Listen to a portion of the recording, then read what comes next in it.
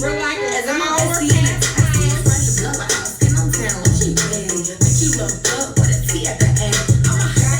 There we go. Turn me down a little bit. Okay, a few things. Look here, y'all. I'm moving a little slow today. I had a procedure on my back this morning. My ass should really be at home in the bed. I shouldn't be here, so do not tell my doctor. Don't tag me in shit tonight. Hence, the Jordans and not the heels. Y'all know my heels is always fly. But, my Jordan game is on point, too. Anyway, so, most of y'all know me because you guys are here every other week for open mic night. Is that me? Ooh, them my kids. That mean I did not answer. Ooh, I didn't order pizza. I be slacking. My job is to order pizza when I get here. Tell them I'm gonna order pizza. So anyway, my name is Kenita. For the people who don't know, thank you so much for coming to open mic night. This is our theme.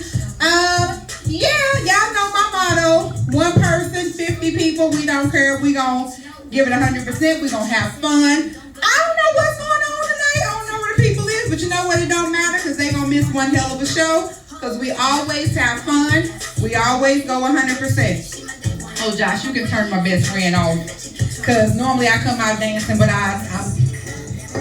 this right here, it ain't gonna work today. I had a needle about this long in my back today. So I'm moving slow again. Anyway, so let me give you guys a little bit about open mic night because I'm gonna sit down. Typically we come out.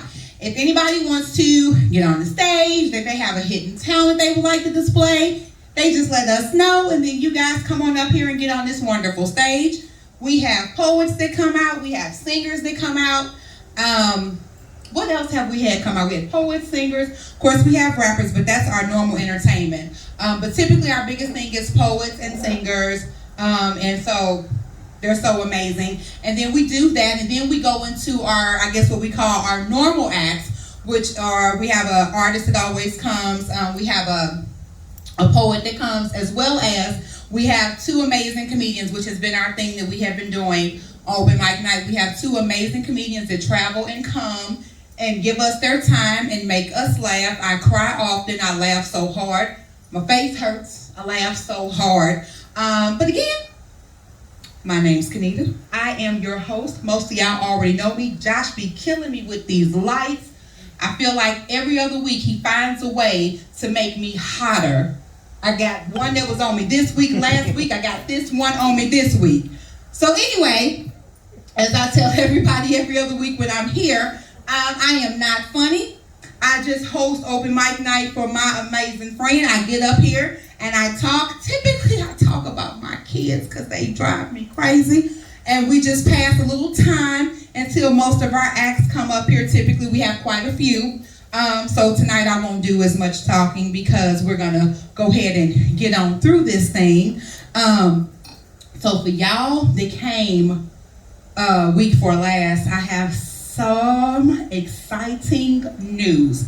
So if you guys were here the other week, who was here when Scooby and Benzel was here? I think most of you guys were here. All right, perfect. Y'all know what was the biggest joke at the end of the night? Them talking about Josh and these damn mics. Y'all, Josh got a new mic, y'all. Woo! We're so proud of you, Josh. We love you. Look, I don't need a mic, but I'm so excited to use it. I'm like, yes, this is fancy. Okay. Anyway, so yes, this is what I do. I just talk until we have time. But I always have stories for y'all. So, y'all know I got a story. Okay, let me tell you my story. So, most of you guys know, I tell you all the time, I have 5 kids. Oldest is 22, youngest is 11. So in our neighborhood, we like to do fun things like at the middle of the night, we go and play manhunt. If you've ever played manhunt before, it's basically like catch a girl, get a girl without the touching, kid-friendly version. You go and find people. Or tag. Well, tag. I played catch a girl, get a girl when I was young. I'm from the hood. Don't judge me, sir. Keep your judgment to yourself. So it's like tag, I guess, as my husband says. But we play tag in the middle of the night. You go hide. I mean, where we live at, we got woods behind us. So you go and you just hide and we have fun. So anyway, they get me out there. Mom, come on. let's play manhunt. I'm like, oh, okay. Let me play manhunt because I'm kind of having a sad moment because, you know, you guys know we're military. So my whole little cul-de-sac is leaving me. So I'm very sad about that because I'm losing most of my support, but that's okay. So it's okay. I'm going to go out there and play. Now, I think I'm ready, y'all. I got on a hoodie. I got on some jogging pants. I got on some tennis shoes, but I failed. I had on ankle socks. I did not have on high socks. So I go in the woods. Can't nobody find me, y'all. I done put my hood over my head. I done squeezed it tight. I'm laying in the woods like I'm dead. Like I'm in a damn coffin. I'm just like, they ain't gonna find me. But every now and then, my legs would itch. So I would kind of do one of these. I do one of these. I'm like, okay, but I'm good. Well, first let me say, I won the game because nobody found me. However, when I got in the shower that night, y'all, and that water hit my legs was burning. I looked down at my legs, y'all, red. I had red bites all over my legs. I was like, what done bit me? Well then, so I tell you guys all the time, I work at urgent care. I go to work the next day because my legs, are red, ate up, swollen, I'm itching. I didn't sleep at night. I'm mad. I don't want to see no patients because I'm itching. So then my boss says, oh, Kenita, girl, you know, I'm from the country. You got ate up by some chiggers. Yeah, chiggers. That's what I said. I said, what the fuck is a chigger? She says, Kenita, it's a little bitty red bug. And she said, oh, girl, they get in there and they like to suck your blood. They're like mosquitoes, but they bugs. Ain't that what your mama told me? Ain't that what a chigger is? That's what she said. So I had to get a shot, y'all. I had to get 2 damn shots for playing with my kids. Then I had to go to the Walmart and I had to search. You know, they got an actual thing called chigger relief. It's like a damn Benadryl cream and you rub it all on your legs, but it's specifically for chiggers. But the moral of this story is I didn't appreciate the fact that I got bit by chiggers. I think chiggers is racist because it's a little bit close to you know what. So every time somebody was telling me at my job, because I'm the only black one there, that I got bit by chiggers, I was like, enunciate. Make sure you enunciate. I got bit by what? Oh, okay, we good. So yeah, I just wanted to tell y'all that I got ate up by a bunch of chiggers, and so all my red spots are gone, but I got permanent marks all over my leg. I got like 20 marks over here and like 20 over here. So if you ever go play manhunt in Louisiana with your kids and you decide you want to lay in the woods, wear y'all some tall socks. I just wanted to share that with y'all. I just like sharing y'all my experiences. So wear tall socks, okay? Everybody get that? Yes. Wear tall socks, okay? Okay, so anyway, this is what I do. I tell y'all about my life. Now, I don't understand why y'all didn't seem to find that funny. Y'all laughed hella when I told y'all about the ass videos I found on my son's phone. Y'all got a kick out of that shit, but you don't want to laugh when I'm trying to tell y'all to stay away from the chiggers and wear tall socks. But that's okay. Know why? It don't bother me because I'm not funny. I'm just living my life. That's all I'm doing. I like to share with you guys my life. And you guys know after I get through telling you about my life, I always give you guys a disclaimer. Okay, here's my disclaimer, and then we're going to move on. COVID is coming back. Wear your damn mask. Watch your kids. RSV is rampant. So that's my disclaimer. I like to give y'all that because these babies is getting sick. So watch your babies. That's all I'm saying. So now I'm back. Okay. So let's move on to our open mic night portion. I'm telling y'all, I am in so much pain. Y'all don't understand. My back is doing this. And y'all know I be up here dancing and walking. I can't do none of that today, but this is how loyal I am to open mic night that my ass was in Lake Charles getting needles stuck in my back, and at 9 o'clock I'm here. I'm just saying, it ain't easy, but I made it. Thank you. Damn, can I get a clap or something? Oh my God, y'all know I like participation. Y'all is not, let me tell y'all something. Y'all know I will come and I will stand in front of you. I need for y'all to get y'all shit together. I'm going to give y'all 2 seconds I like participation. And everybody who knows that since I've been hosting this, the last, however, I like participation. Talk back to me. Let's have a conversation. Hell, it ain't like we got to fight to hurt each other. Shit. Let's have a conversation. Eventually, I go around the room and I talk to y'all and get y'all information. But hell, I know y'all all. We's family. I know Mr. Lee Marvin. I know what he do. He made me a biomass pot holder that I use and I love, and I know that he mad at his goddamn ex-wife because she took his goddamn Prince records. We's family. I know that. This my new guy right here. I talked to him. We sat there, well, him and Nick sat there and had a whole conversation about some Jordans and the price, and how when we was younger, because we're in our 40s, the Jordan was hella cheap, and now they charge like $2,000 and $3,000 for the Jordans that we got for like $120.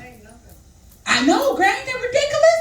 That's what I'm saying. I know my guy right there, not only is he my neighbor, but he is really encouraging and supportive to my son with track, and I appreciate you. It's my dude. My girl right here. Hey, girl. Hey, Erin. That's my girl. She was scared about open mic night, but she came up on this stage. She bared her soul. She got some snaps.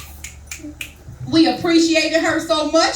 We know that she works for the Army as role play. That's why she wasn't here the last time. See, we know all that. Lacey. We know Lacey works with me at the urgent care. She getting ready to graduate from nurse practitioner school. Woo, woo, woo, woo. We know that. Come on, y'all. I know you my guy. You be keeping me in line and making sure don't nobody get me. I appreciate you because I don't run as fast as I used to. You my dude.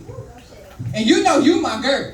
Even though you gave my husband a hard time today, I'm just saying. I know him because I know him.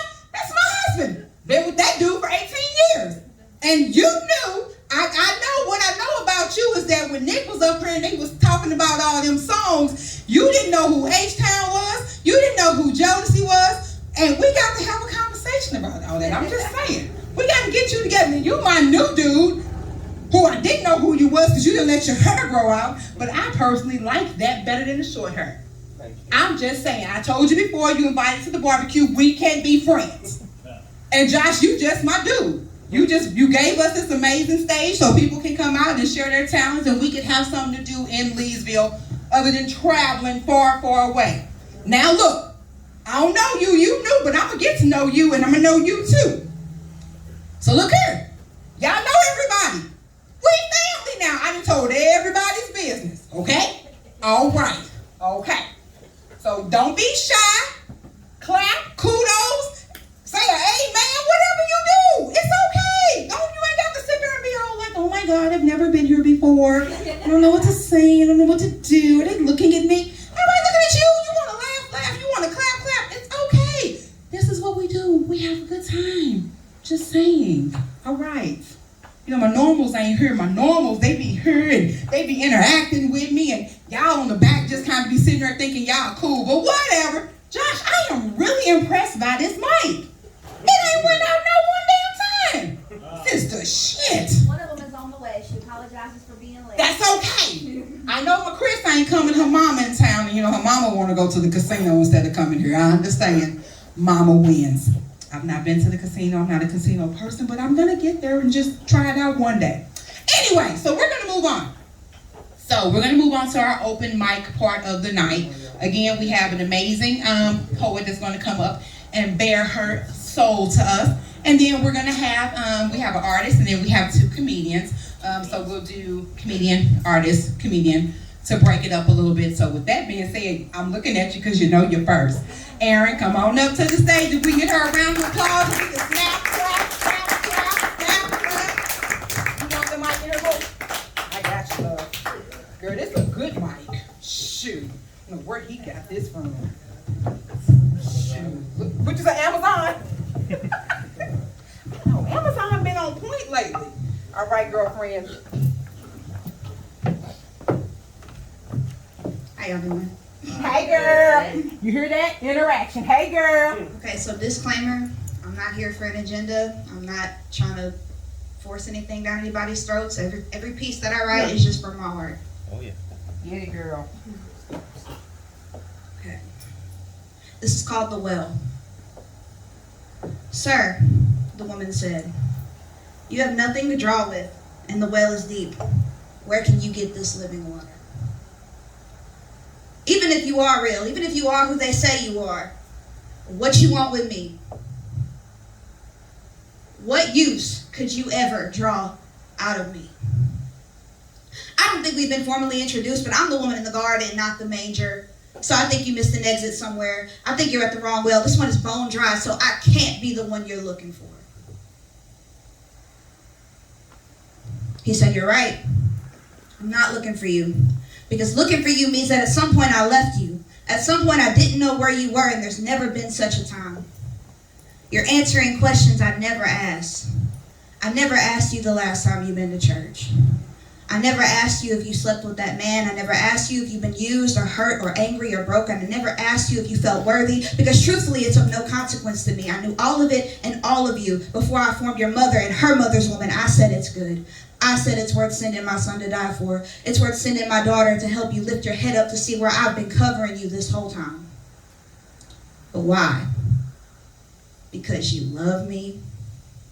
He said, "Because I am love.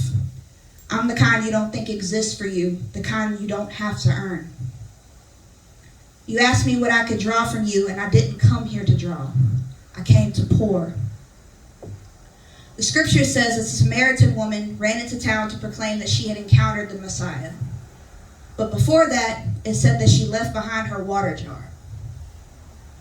Doesn't say she hesitated. She never gave it a second thought. In that instant, she knew that the thing that she once thought could never be full enough was now insufficient, and nothing that it had the max capacity to hold could ever measure up to what God had for her. She left behind the jar. She left behind void. She left behind shame. She left behind searching for love in the wrong places. She left behind doubt. She left behind not feeling qualified. She left behind everything she knew couldn't go with her to where she was going. All right. Yeah.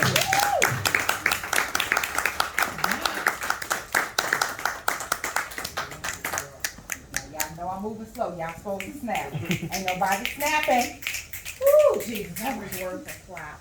It was worth a clap, but we had to snap. This is what you do. Yes, ma'am. You been to a poach club? No. That's what we do. You need to go watch. Y'all ain't ever snapped since I've been here. We have snapped. It just don't be loud. You need to go watch Love Jones. They snap. Yes, sir. Brother from the night. Come on now. Love Jones. I need you to put that on your list, okay? Got it. Watching Love Jones. Okay, y'all, let's please give Aaron another round of applause. It takes a lot to come up here in front of people you don't know, even though we family, you know us now. I'm just saying, you've been on here our stage 3 times now. But to come up here and bare your soul in front of people you don't know, I think that is super duper awesome and so super amazing of her to do that with all this great stuff. Sorry, y'all know I be having to go over here and check my list. I'm still moving slow. So with that being said, that was our open mic, because let somebody else want to get on this stage and open mic us. Open mic? Anybody want to rap, want to dance? Typically, I be dancing, but I just can't do it tonight. Y'all ain't no fun tonight. Oh my God. Y'all is boring as heck. Thank you, Mr. Lee. Give me a laugh. Come on. I'm trying. See if I'm saying y'all boring as hell tonight. Jesus. The Lord. Okay, anyway.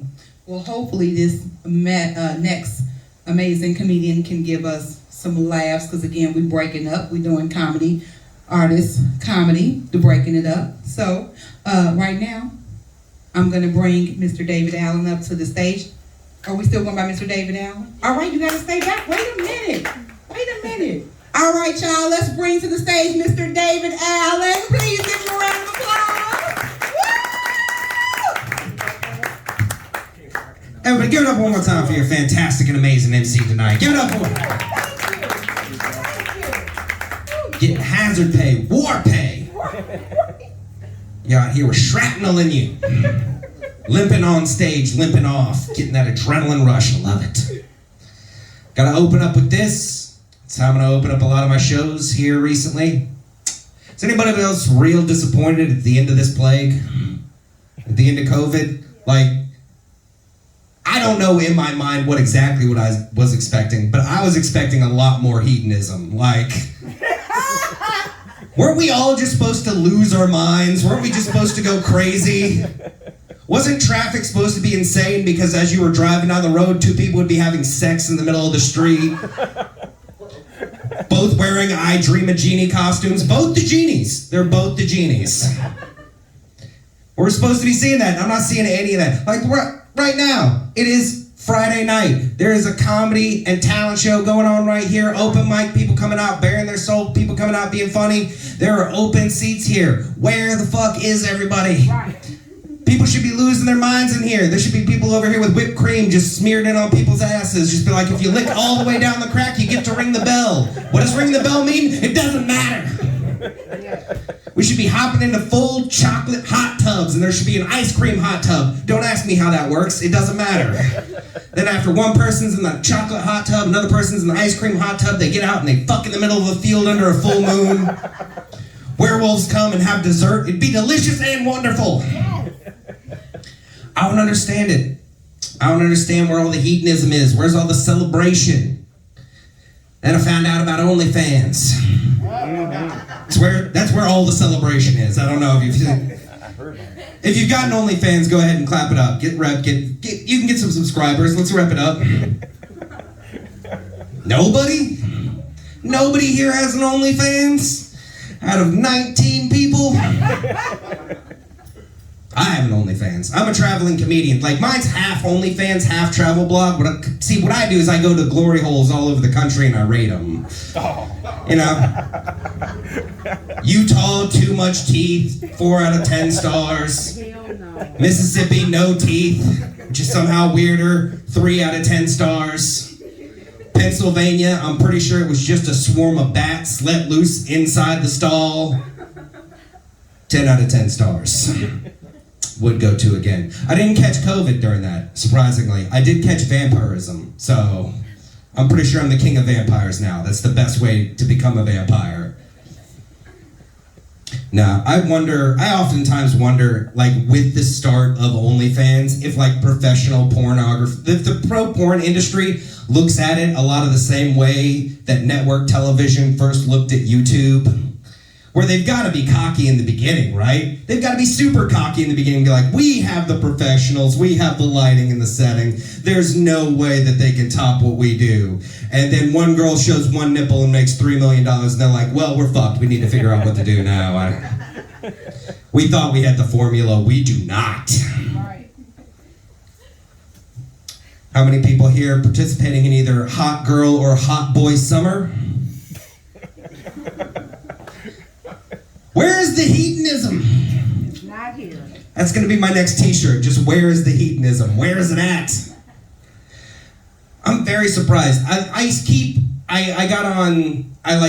The trends that I see on TikTok immediately take me out of a lot of shit. Because a lot of the trends on TikTok are like, I'm going to drop my towel in front of my boyfriend. I'm going to flash my boyfriend. Be like, what do you expect his reaction to be? Anything other than complete and utter joy? You're not going to shock me with that, all right? You're setting unrealistic expectations in relationships. I can tell you right now, I've been sitting playing on my computer for hours at a time. You know what's never happened? A fucking pair of titties just wandered by. Not without complaining, asking for a back rub. Like, those are the only times that happens. But no, I'm single at the moment. Trying to figure out how not to do that. It's tough for me being single because I'm kind of like an old hat when it comes to being single. Like, I'm not very good at, like, the online dating texting, because I don't know if you guys have ever tried to read a comedian's jokes in text format. A lot of shit doesn't come through correctly. Because a lot of making jokes is about tone, timing, expression, and when you're just looking at the text that just says butt plug winky face, you don't get that I'm being sarcastic. Now, granted, I could have chosen my words a lot better. I used to go up, I used to talk to people. If I saw a pretty girl, it didn't matter where, grocery store, gas station, didn't matter. If I saw a pretty girl, I was like, maybe she's single, maybe I can get to know her. Had to stop doing that after 2015. I don't know if you guys realize that, but after 2015, we're all murderers. We all are murderers until not murderers. And I appreciate that. I don't know your life. I don't know if you're looking for a man, and I shouldn't intrude into your day with my wants and needs. So instead, I've decided to limit it down. Decided to put some time, some effort in. So I was like, okay, what do I want? I need to figure out where to go, where the correct place is to meet women and where they're wanting to meet a man. So at first I thought, okay, so where do women go when they're horny? When they're horny, where do women go? That posed a lot of difficulties because I can't fit in the top right dresser drawer. I can't fit there. And that's where all women go when they're horny. I can't fit in there. There's a lot of trespassing issues, and nobody ever pulls open that thing and be like, you know what, I think I will use the white one tonight. Nobody does that. So that wasn't going to work, but then I thought, you know what, I'm getting a little older. Maybe I want something more serious. So I thought to myself, where am I going to go where women need men? Where women absolutely need men 100%. And so that is why I have been casing out Lowe's like nobody's fucking business. Because I will grant a lot, but if you are a woman in Lowe's by yourself, you either do not have a man or you are pissed as hell at your man right now. Those are the only two things. I can tell you what fittings you're going to need. What are you working on? Garbage disposal? That's 1.5 inch pipe right there. Don't forget the U-rings. That's right, I can install that for you too. Love it. It just works. And the thing is, if a woman is in there by herself and she doesn't have a man, she's pissed as hell at that man. That would be like a man going to Target alone without his wife. That never happens. Never. That has never happened in the history of mankind. If you've ever asked your significant other, your husband, or your boyfriend to go to Target for you, and he comes back with groceries, those groceries didn't come from Target. They came from Kroger or Circle K, all right? He's got Target bags and fake Target receipts in the back of his car right now, ready to swap that shit out. Because you know what? You can't tell where Oreos come from. They're all Oreos. I save $40 a week. I like Lowe's though. Lowe's is the ultimate teacher for relationships. If you're wondering what it's like to be in a long-term relationship, go to Lowe's. You can see the entire life cycle of a relationship in one day. You can see it so beautifully. You just get yourself a lawn chair, six-pack, just sit it right down and just watch. And you'll see it there every single time. Starts out about 9:30. They're not worried about getting there up and early. Because you know why? They're full of hope. They're full of optimism. The young couple, the brimming with optimism couple, the beautiful couple. They walk in and they're like, oh my God, you like this shade of yellow? I love this shade of yellow. We were meant to be soulmates forever. You know what? We went ahead and got our Starbucks early enough. I do feel confident. Let's retile as well. The dreams always get bigger, don't they? Sure, tile's easy. Comes in bricks that weigh 4,000 pounds. Let's retile the bathroom. And you get to see them. They sip their coffee. They leave. They don't even worry about what they just bought. They just leave. They don't consider anything else. Cut to 2 hours later. You get to see the panic in their eyes. You get to see all the cracks and fissures start to open up in the relationship where they're just walking around going, all right, so maybe it was a little bit bigger than we anticipated, but you know what? We have Saturday and Sunday. I don't think we thought about that. We have both Saturday and Sunday. You know, we'll devote the full weekend to it. We won't have our Sunday fun day, you know, but it'll be fine. We'll be able to get this done. And she's like, maybe we could just hire somebody to do it. Maybe if we hadn't bought all the fucking supplies already, we could have hired somebody to do it. But now we're not. We're going to be fine. We're going to be fine. We can do this together, okay? We just got to actually work. We got to grunt it out, all right? We got to not just sit there and think about the things we want to do or look at Pinterest. Actually work. You ready, baby? Yeah, I'm ready. Are you ready? 2 hours later, that couple's at the breaking point. That couple has now lost their entire mind. You get to see the true fiery end of a relationship. That man is just stomping up and down the electrical aisle. Be like, I don't give a shit whether it's brass or brushed nickels, all right? How about that shit? I don't care what. In fact, I will stick my dick in every single light fixture in this entire store just so that we have to buy it and they force us to leave. And that's Lowe's policy. I don't know if you knew that. If you stick your dick in, on, or around anything, You have to buy it, and then you were forced to leave. That's how I remodeled my kitchen, actually. Picking out the garbage disposal was a little bit rough. It took a little more than I thought it would, but you know what? Still, circumcision, it's never too late.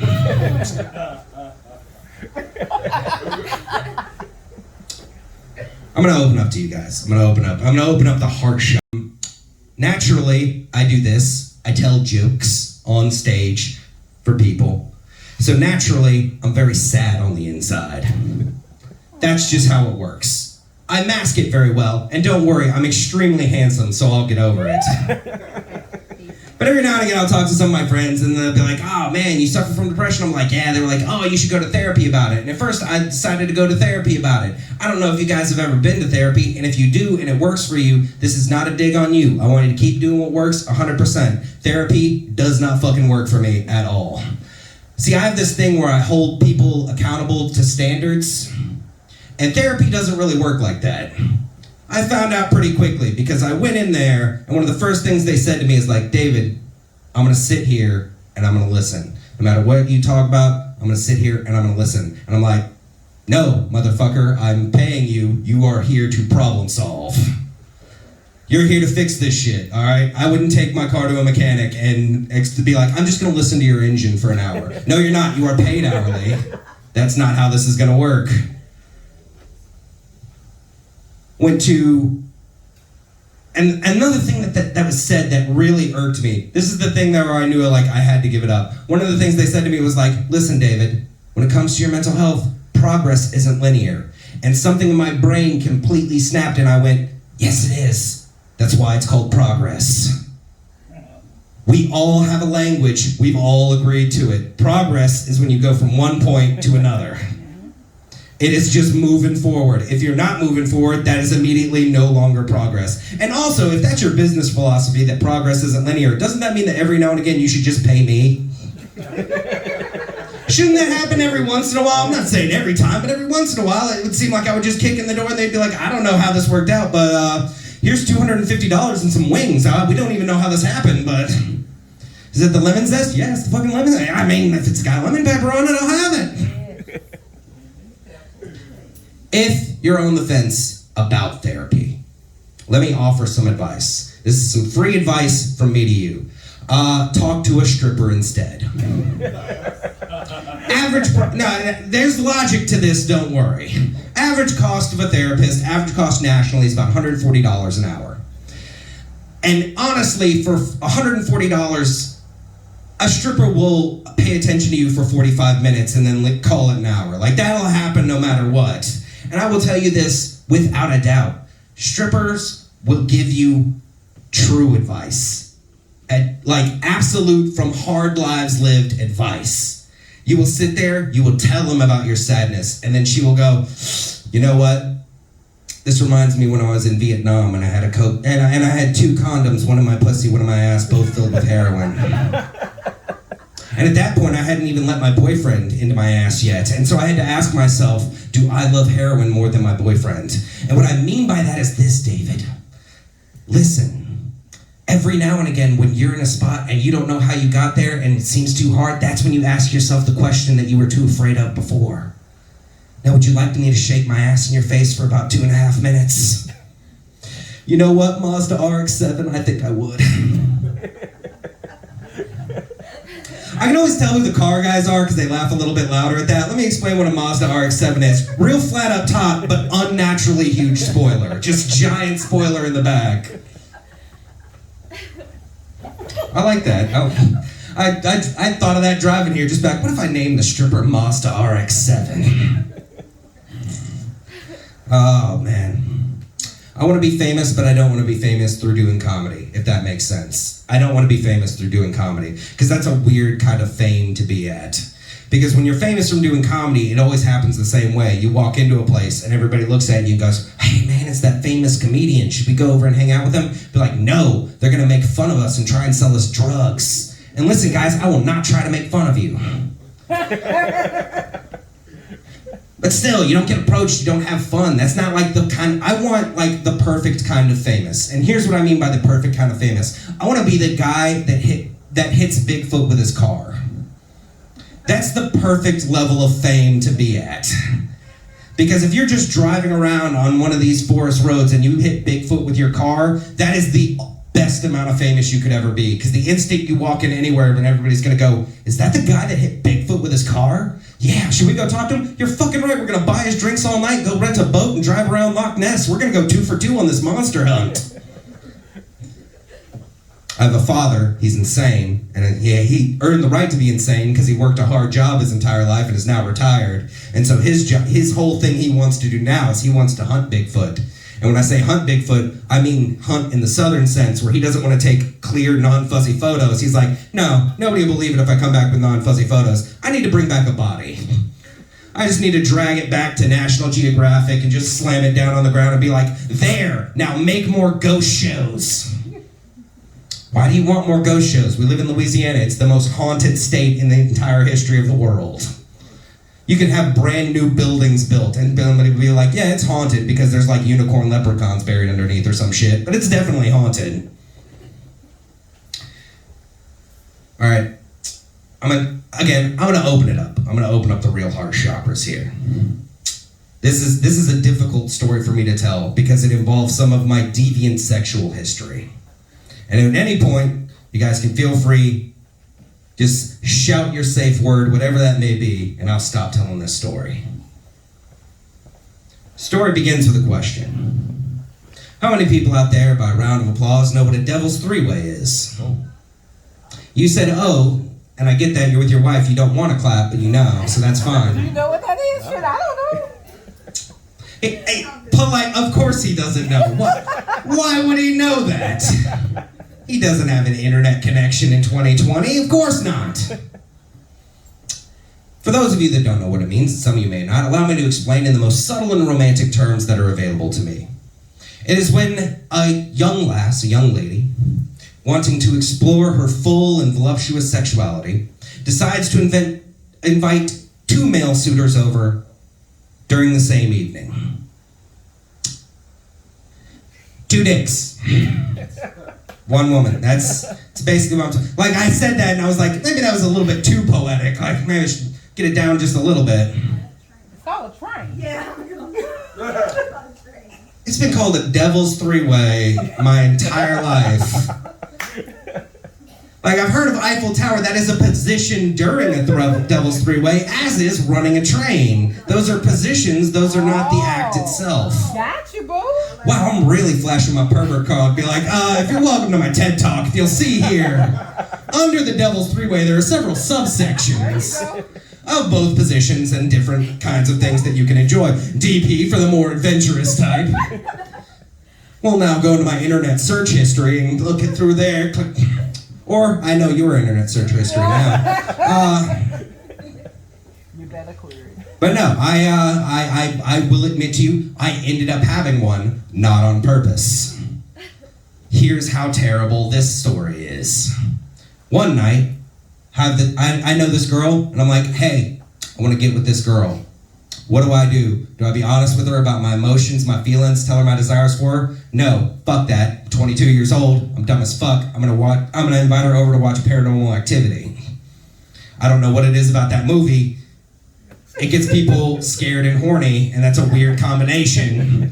Be like, we have to put salt on the doors and fuck each other. I don't know what it is. Keep the demons out and put the demons in somehow. So I invite a couple of people over to mask my intentions. It was a good group. It was about 6-7 people. So we're all, watching Paranormal Activity. Staged shit happened. Wow. And so goes to the end of the night. Pretty much everybody files out. And I was like, all right, gotta let this girl know what I'm about. I'm gonna go in for the smooch. I'm gonna go in for the good old-fashioned lip-to-lip kiss. So I go in, kiss her. Works out great. I'm a fantastic kisser, naturally. I have this hair. And so we kiss, it's great, and then I turn to the side to grab my drink, grab a victory sip, because I earned it. I sipped the rest of the night unearned. This sip, I earned it. Turn around, she's making out with another dude right there. Have you ever been drunk and stupid? Here was my thought, I was like, he clearly just didn't see me kiss her that day. Like, that's the thing. He didn't know I got there first. Like, it's just that, he's just gotta know. So here's what I did, all right? I went ahead. After he went over for his victory sip, I went ahead and I kissed her, and I went ahead and I just planted my foot on second base, just a little boop, over the shirt, very classy. Just a little over, making sure I'm on second base though. I'm on it, just right there, boop grab. I was like, clearly, that's it. Like, the game is over, I've won. Go back over for my second victory sip. Sure enough, this slick bastard skips second base entirely, slides right into third.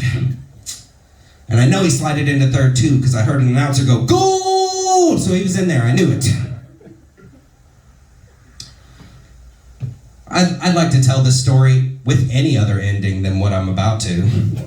I want you to know that. I wish this story had any other ending, but it didn't. It just progressed, and we ended up having a Devil's Three-Way.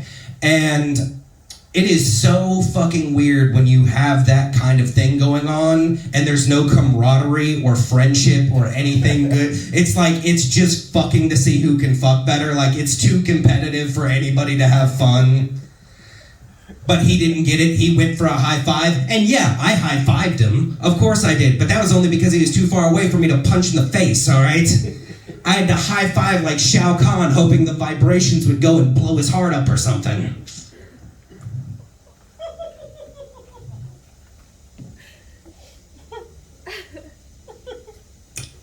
There's nothing better than the silence after that joke. Except the silence after this joke. So, how many people here made New Year's resolutions when New Year's came around? How many of you have either achieved or kept those New Year's resolutions? Honestly, 1 out of 4 ain't bad. Like, you would be surprised how many dead silent rooms I've asked that question in. 1 out of 4 is pretty impressive. I was not this New Year's, but it was about 2 years back. This was the most memorable New Year's resolution I'd ever made. I was sitting there, I was drinking a lot. I was like, you know what? I need to be more manly this year. I need to be a man's man. What do men do? You know what? I'm gonna get into a bar fight this year. Yeah, this year, I'm gonna get into a bar fight. This is gonna be my year for a bar fight. It's gonna be great. So I kept drinking, and as often happens, you want a sandwich. So I start walking towards the sandwich. And while I'm walking the streets, drunk as hell, I see a girl walking past wearing a sock monkey hat. I don't know if you've ever been wasted on the street and see a sock monkey hat. You cannot not compliment that hat. That hat is your world. You have to let them know that that hat is amazing. So I said, "Hey, nice hat." I don't know what her boyfriend thought I said. Apparently something pretty vulgar, because his response was to immediately punch me in the face. Just solid clocked right across the jaw. Here's when I knew I was way too drunk, because my first thought wasn't, "Oh, I'm in a fight right now." My first thought was, "Glad that's over."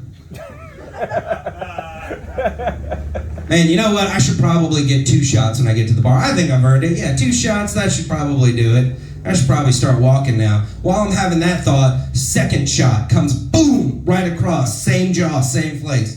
Here's how I know I'm a pussy.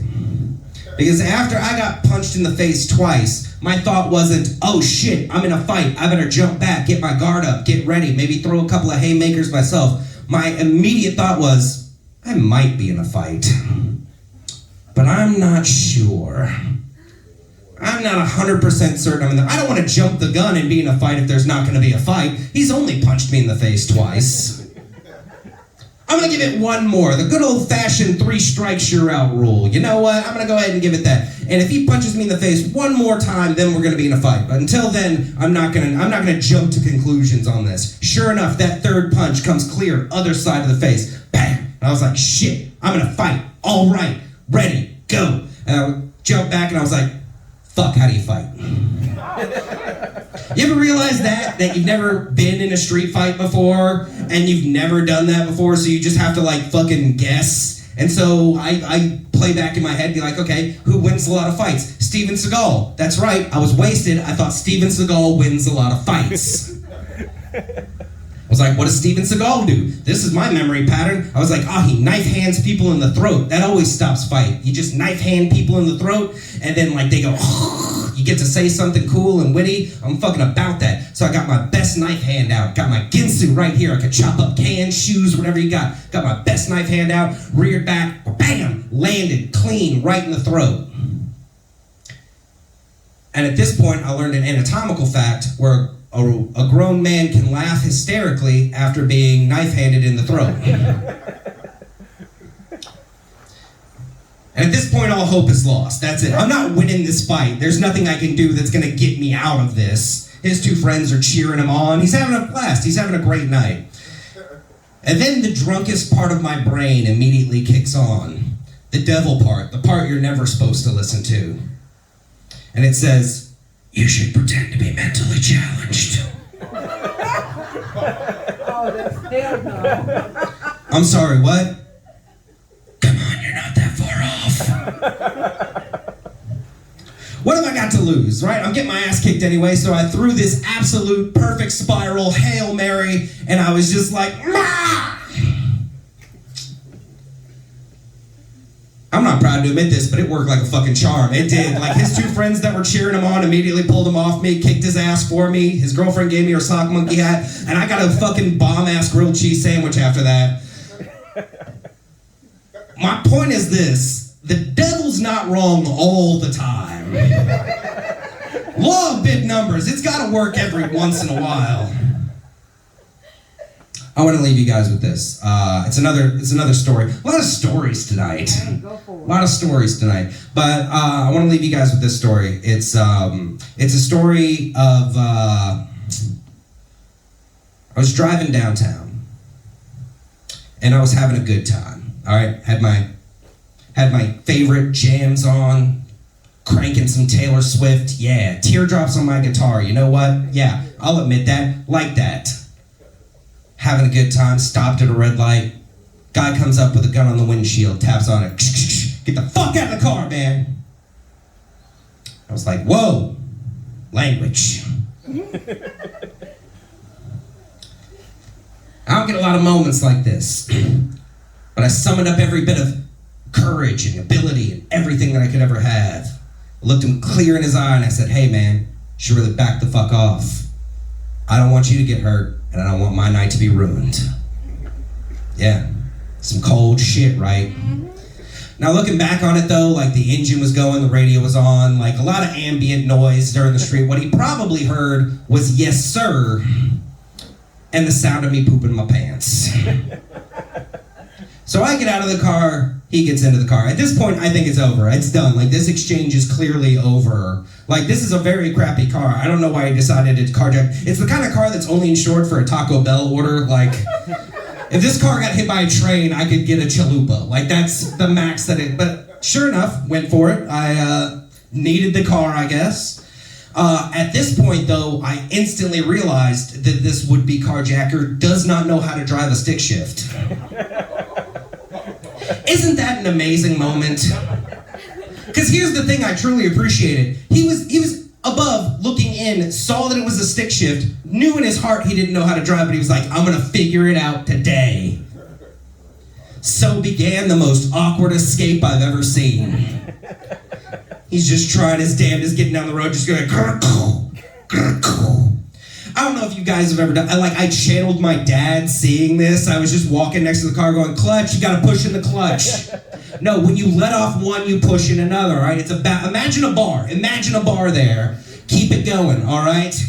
Why are you in third? You're not even moving. Put it back in first. He makes it about 35 feet. I'll give him credit. There was 35 solid feet of getaway driving involved in that. Before he just decided, I'm not going to be able to do this, gave up on his dream. Hops out of the car. We are, in the most awkward sense, staring at each other. He felt bad he couldn't carjack my car. I felt bad I couldn't teach him to drive stick shift. We were both in a lot of guilty places right now. Yeah, I don't know if you missed that day in Carjacker Academy. I just felt really bad. Like, I can turn it around for you. He just looks at me awkwardly and goes, sorry, man, I'll get you next time. And then he ran away. Sitting there for another 30 seconds, just contemplating, did he just combine good manners and a threat in the exact same sentence? This is an incredibly weird moment in my life. So I sat in the car very squishedly and drove my way home. Now, I told you that story to tell you this. I hope that you all had an amazing night tonight.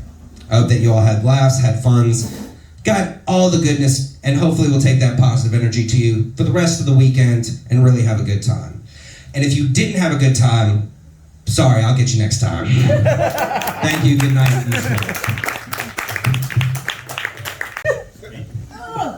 Gonna be nice and bring it to you. Thank you, my dear. All right, y'all. Let's give Mr. David Allen another round of applause. Woo! He was super funny. I feel like I learned a lot of things tonight. I appreciate it. Clear your web browser. Already did that every time. Okay. Every time. Hey, girl. Welcome. Were you late? I know. We missed you. 2 weeks. No. Need you to do better, okay? I got you. Okay. 2 weeks. I got you. I love you. I love you, boo. I'm ready. Okay, so we're gonna keep this thing moving right on along. Next, most of you guys are here, so you know we always have our resident, as we call him, because it's his second home, artist that comes up, Mr. Pruitt. Typically, I tell a story, but he tells my business, so I'm letting him do his thing himself. Clap, clap, clap. Come on, come on. Some more volume. And I understood that. Look at the shoes that are hood rap. It's facts, she's a queen to me. I like beams on me. I love it when she sings me.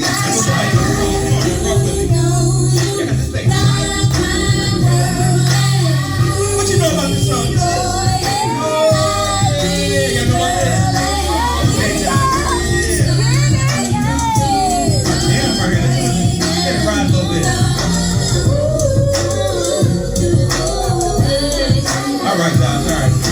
Yeah. Oh man, I thought you was gonna lower the bar, like fade it out. And Josh said enough. We started 30 minutes late. You on now? Okay. Right now. So every week I like to have a theme when I get up here. I try to make it a little bit different. So this week's theme, you heard "Love of My Life," right? So I don't know if she told you once, twice, or a million times, but that's my wife, and that's the love of my life. And if you've been here more than one time, you probably heard us talk about how she broke up with me when we first got together. Here he go with that. But she just kind of mentions it, you know, or I mentioned like, yeah, she dumped me, and then we eventually got back together. So I said, you know what?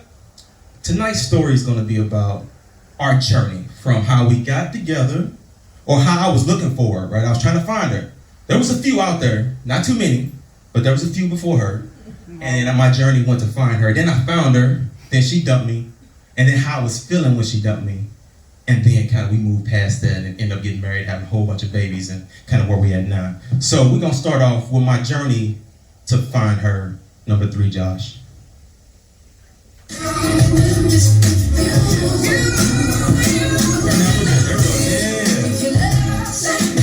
Love a little more. There we go. I think it's perfect right there.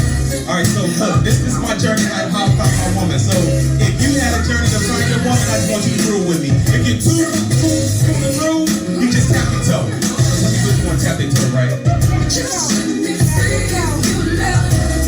Same as day follows night, he was looking for his queen. And several years ago, there were a few in between. With each initial appearance, he thought it's what it seemed. But one after another, they would change like fall and spring. Harder to comprehend, much easier to explain. So on this trip through the past, such and such will be their names. Cause what's the point in specifics? This shit is just insane. Similar to attempting to drown yourself in the rain. Wanted to be a player, but let him come through my veins. But now for me was a choice when I started to entertain. I could barely remember what numbers matched up to names. Growing up in the game, who needs additional pain? I'm saying having the tables for the game, long as you're able. Until you cross them tables, now they trying to fillet you. I never been successful in mine, they sound like fables. So I'll take them one by one unless they let me double dig on. Hey, come on, Devil's Triangle, right? Devil's Party, what was that? Yeah! Like I said, hey, I wasn't used to lying and all that stuff, so I just think I'd be honest. Take them one by one until I find that special one. So I'm gonna go through the list. They ain't got no name, but it's kind of taking my journey through my list to find.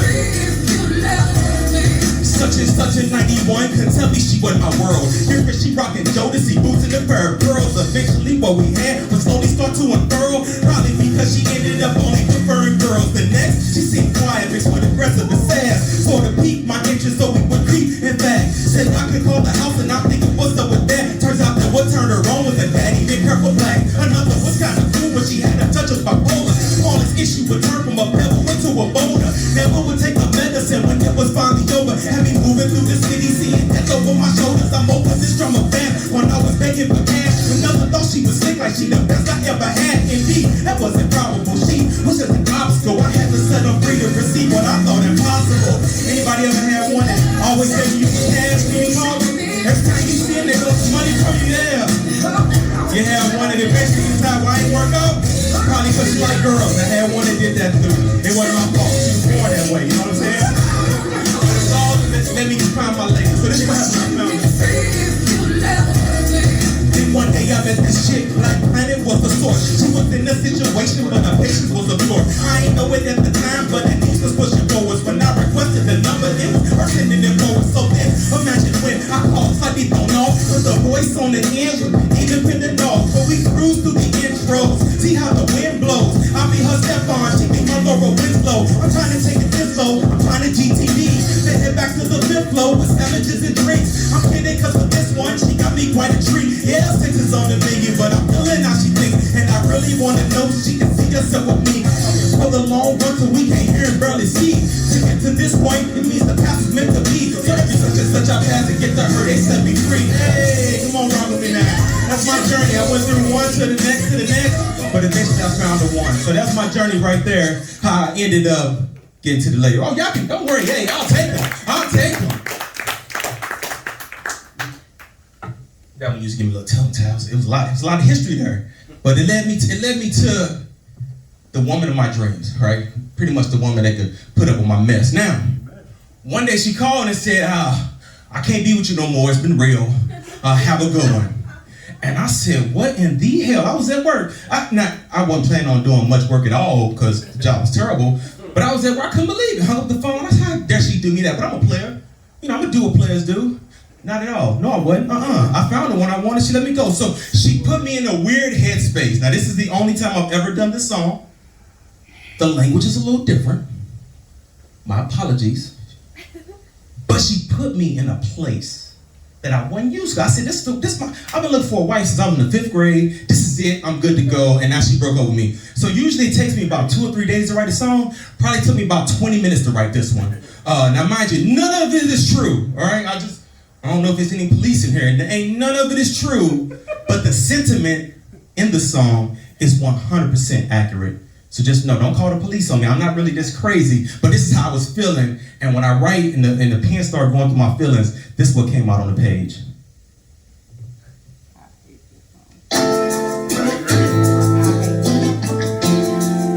Oh, she hates it, but it's one of my best.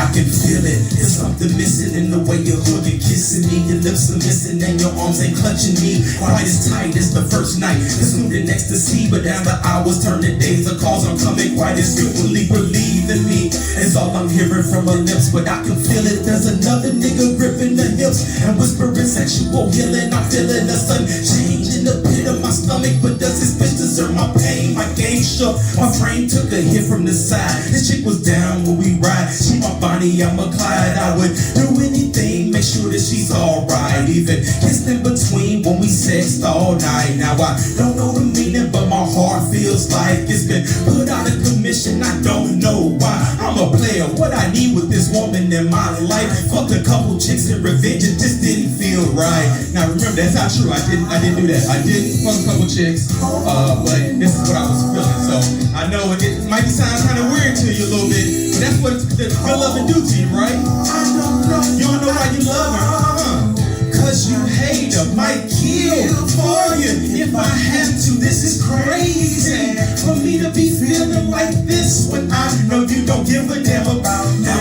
Outside the window in my whip at night, not sure what they tell me. This is what stalking looks like. See the police coming, so the pistols out of sight. If I see her kissing that nigga, I think I just might. But the first shot through the lamp killed all the lights. Kick the door open, second shot straight through his thigh. Tell him nigga leave now if you can escape with your life. If you trip, then the pastor be reading your last rites. But I'm back to myself and I'm still in the whip. I can't lose my fucking mind, shoot this nigga in the hip. I'ma have to kill him, near life in the cell, I won't live. Bust a couple shots at the police and let them kill me. Unload the clip, shoot them all till they empty. Love her ass to death, and I mean that shit literally. If I can't have her, no other nigga gon' get a piece. I ain't supposed to feel like this, what the fuck you done to me? Yeah, I know, my man, remember, none of this is true, but I was hurt. Anybody ever been hurt? Oh, ain't nobody, I'm just hurt. I'm just on one heart broke. Yeah. But no, I love her, cause I hate you, might kill for you if I had to. This is crazy. It's about to get even crazier, so just come with me. I'ma wake it to a slow beat. Mama crying, later, 4 shots to the chest, all hollow point tips. Plus a slug in my back, ricochet to my lip. Doctors say I never walk, be surprised if I live. I'm a soldier at heart, but my heart has seen some better days. Love when you was with me, suicidal when you walked away. Life turned sideways, upside down. You can see it on my face. I'm ready to leave now, man. I never saw it coming. Should I live for this chick? I would steal for this chick, even kill for this bitch. Who would think that one night I flipped my lid for this chick? Shoot it out with the police, that's what I did for this bitch. And all I got in return was 8 pints in my veins. Hard date for my mama, morphine for the pain. Headlines read Monday, yet another brother slain. See, I died on that bed for this bitch full of games. You ain't even gotta clap for that one, because that shit is weird even when I say it, but I appreciate it, thank you. But that's kind of, you know, when you got fellas, you ever had something good that just turn you crazy when you don't get it? Oh, you ain't never had? You like 12 though, so that's why you ain't had it yet. Don't worry about it. Yeah, I know he lying. Have you sitting in the shower just crying, right? Yeah, okay, yeah, so that's... At least you wrote about it and it actually... I got it out so I wouldn't do it for real. Exactly. There you go. So, although it felt like it was 2-3 months, I think it was like 4 or 5 days that had passed. But man, that was a terrible week. My whole week was messed up. And then she called me back and said, I need you to go pick Carlos up. That's the oldest baby. I need you to go pick him up from daycare if you don't mind. I said, shit. I told my boss, I am out of here right now. 3 hours early, I'm getting off. I'm gonna go get this boy some goddamn McDonald's. I'm gonna get him some toys and shit. We're gonna go to the zoo. We're gonna make a day of it. So when he get back to his mama, he got good stuff. And apparently whatever he said worked, because she got back with me. And like I said, it was the worst 4 days of my life. Yeah, there we go. Yeah. So now we got through all the crap. She realized I might be a tad bit crazy, but you know, she's gonna love me anyway. And so now the only thing that I could think of that I want to do with her now, spend my days in a hot tub. Metaphor. No, not a metaphor, in the goddamn hot tub. Yeah. You give it a little body. I'm trying to take it to the hot tub. Yeah, this where we gon' be headed. Trying to get our bodies sweating. This night we never forgetting at the hot tub. Just you and me in our zone. Turn off each and every phone. Not a stitch of clothing on in the hot tub. Yeah, this where we gon' be headed. Trying to get our bodies sweating. This night we never forgetting at the hot tub. Just you and me in our zone. Turn off each and every phone. Not a stitch of clothing on in the hot tub. Fill up a cup and sip it slow, baby, just take your time. See, I've been watching you all day, plotting to make you mine. I know we married to this day, I think you're more than fine. This line right here was probably gonna be about my age and time. First time I saw you, it was proud what I felt inside. You wore that thing with that thing, and I damn near lost my mind. The woman of my dreams, and yes, I'm talking in real life. So glad the ones before you just could never get it right. You're the yank to my yin, completely opposite. Pushing me further than I ever thought that I could get. And yeah, that turns me on, I'm talking simply heaven sent. You're without a doubt out of my league, but I'm trying to represent. This ain't no secret, I'm trying to get the best up out of you. The hot tub is our church called the hot tub, the vestibule. Let's make a movie, this right here could be our favorite scene. It's not not a horror flick, but I'ma make you scream when we off in this hot tub.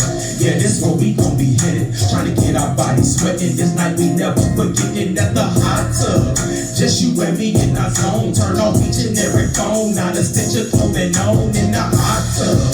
Yeah, this where we gon' be headed. Trying to get our bodies sweating. This night we never forgetting at the hot tub. Just you and me in our zone. Turn off each and every phone. Not a stitch of clothing on.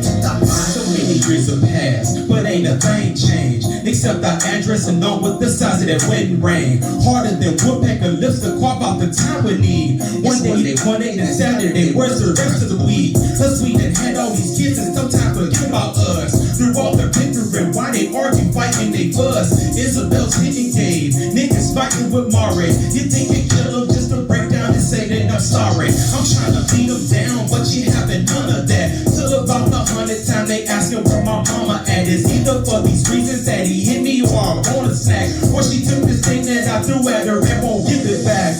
When they get along in school, sports and these other things, that decreases the time for us even more than it seems. I just want some privacy and know that it can rain.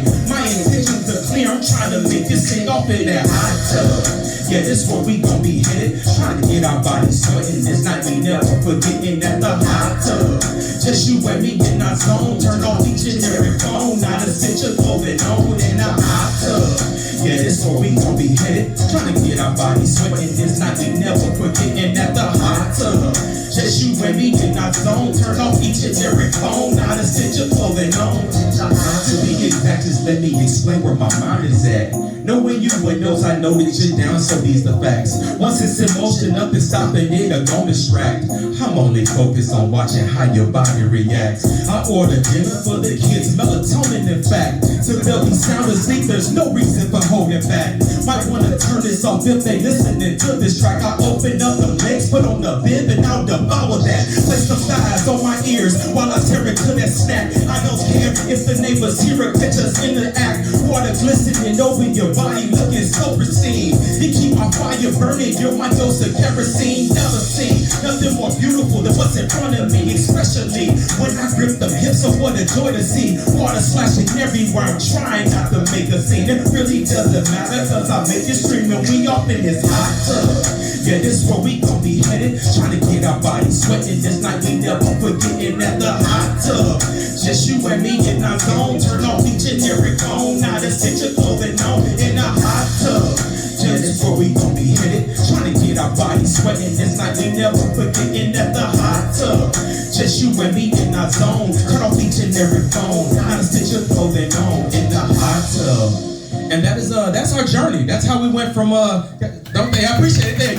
Yeah. So that's how we went from my search to her finding her, to breaking up, driving me crazy, and now it's all about getting them goddamn kids to sleep so we can get in the hot tub. So before I get off the stage, I try to do something different. Usually people are like, hey, where can I find your music? I'd be like, I just record it, send it to my sister, and my wife and kids listen to it. So I decided, to step into the 21st century. I got a Facebook page and I got an Instagram page. They are both The Artist, NAP. That's The Artist, NAP, if you'd like to see anything else. But I appreciate y'all. Thank you for your time, and those have been my stories. Appreciate it. Give me that damn mic. Give me that damn mic. Thank you. See, that's why I tell y'all I ain't gotta say nothing. He tells all my business. I'm tempted to tell y'all I love y'all and good night. Just saying. We can go home. Girl. This time I'm just trying to turn on the other side. Move a little slow. Anyway, well, you tell all my business. But I love you, boy. It's been 18 wonderful years. Anyway, I know. Whoop, whoop, whoop, whoop. All right, guys. So now we're going to move on to Mr. Marvin Lee Adams. He is so amazing. He makes me laugh until I can't cry no more. He is absolutely awesome. He comes to us all the way from Shreveport. So let's give him a wonderful round of applause for Mr. Marvin Lee Adams. Hey, y'all, clap for Kenita again. Right there. And man, I did an interview interview with a radio station in Germany yesterday, and I told them, you need to get to Leesville, Louisiana. Everybody need to leave Frankfurt at the same time and go to Leesville. You hear that man? I don't even know his damn name, but I drove all the way from Leesville. First time I heard that Hot Tub song, I drove all the way from Leesville to goddamn Dallas, Texas. Got there at 6 o'clock in the morning, bought a hot tub, couldn't get it in the damn Altima. And then folks called me yesterday and said, Mr. Adam, we need you to come pick up this damn hot tub. That's all right, man. That's all right. Life is good, ain't it, man? Oh, I love it. I love it, man. And let me show y'all something. I got a t-shirt here they gave me for Father's Day, and it's got 6 of my 8 grandkids on it. And you can tell somebody the shirt here, they put it out. I ain't even got to say it. Adam's kids fuck. They fuck white people. They fuck Asians. They fuck other black people. And they fuck Native Americans. We get around, is what I'm saying. Ain't none of it bad, but some of it better than others. That's all it is. Man, I'm glad to be here. The guy asked me when I was doing an interview, he said, Leesville, Louisiana. He said, what's it like in Leesville, Louisiana? I said, man, it's like being at home. Facts. I'm in the room with these people, we having a good time. I know there's some crooks in here. I don't know who they are, what they did, but we family, so I know I know my people, you know what I'm saying? I know them, but I don't know them. And it's good, man, to get to travel around again with COVID on the decline and stuff. But you know, when you travel a lot, you notice stuff that you normally wouldn't notice when you're sitting at home. I'll tell you something I noticed the other day, man. We're now in that second generation of big booty white women. You ain't lying. It just started happening about a generation ago. Remember about 10 years ago, all white women with big booty, they walked like they was mad. Because they wasn't used to it. Now they pow, knocking over furniture and shit and talking. I like it, man. I like it.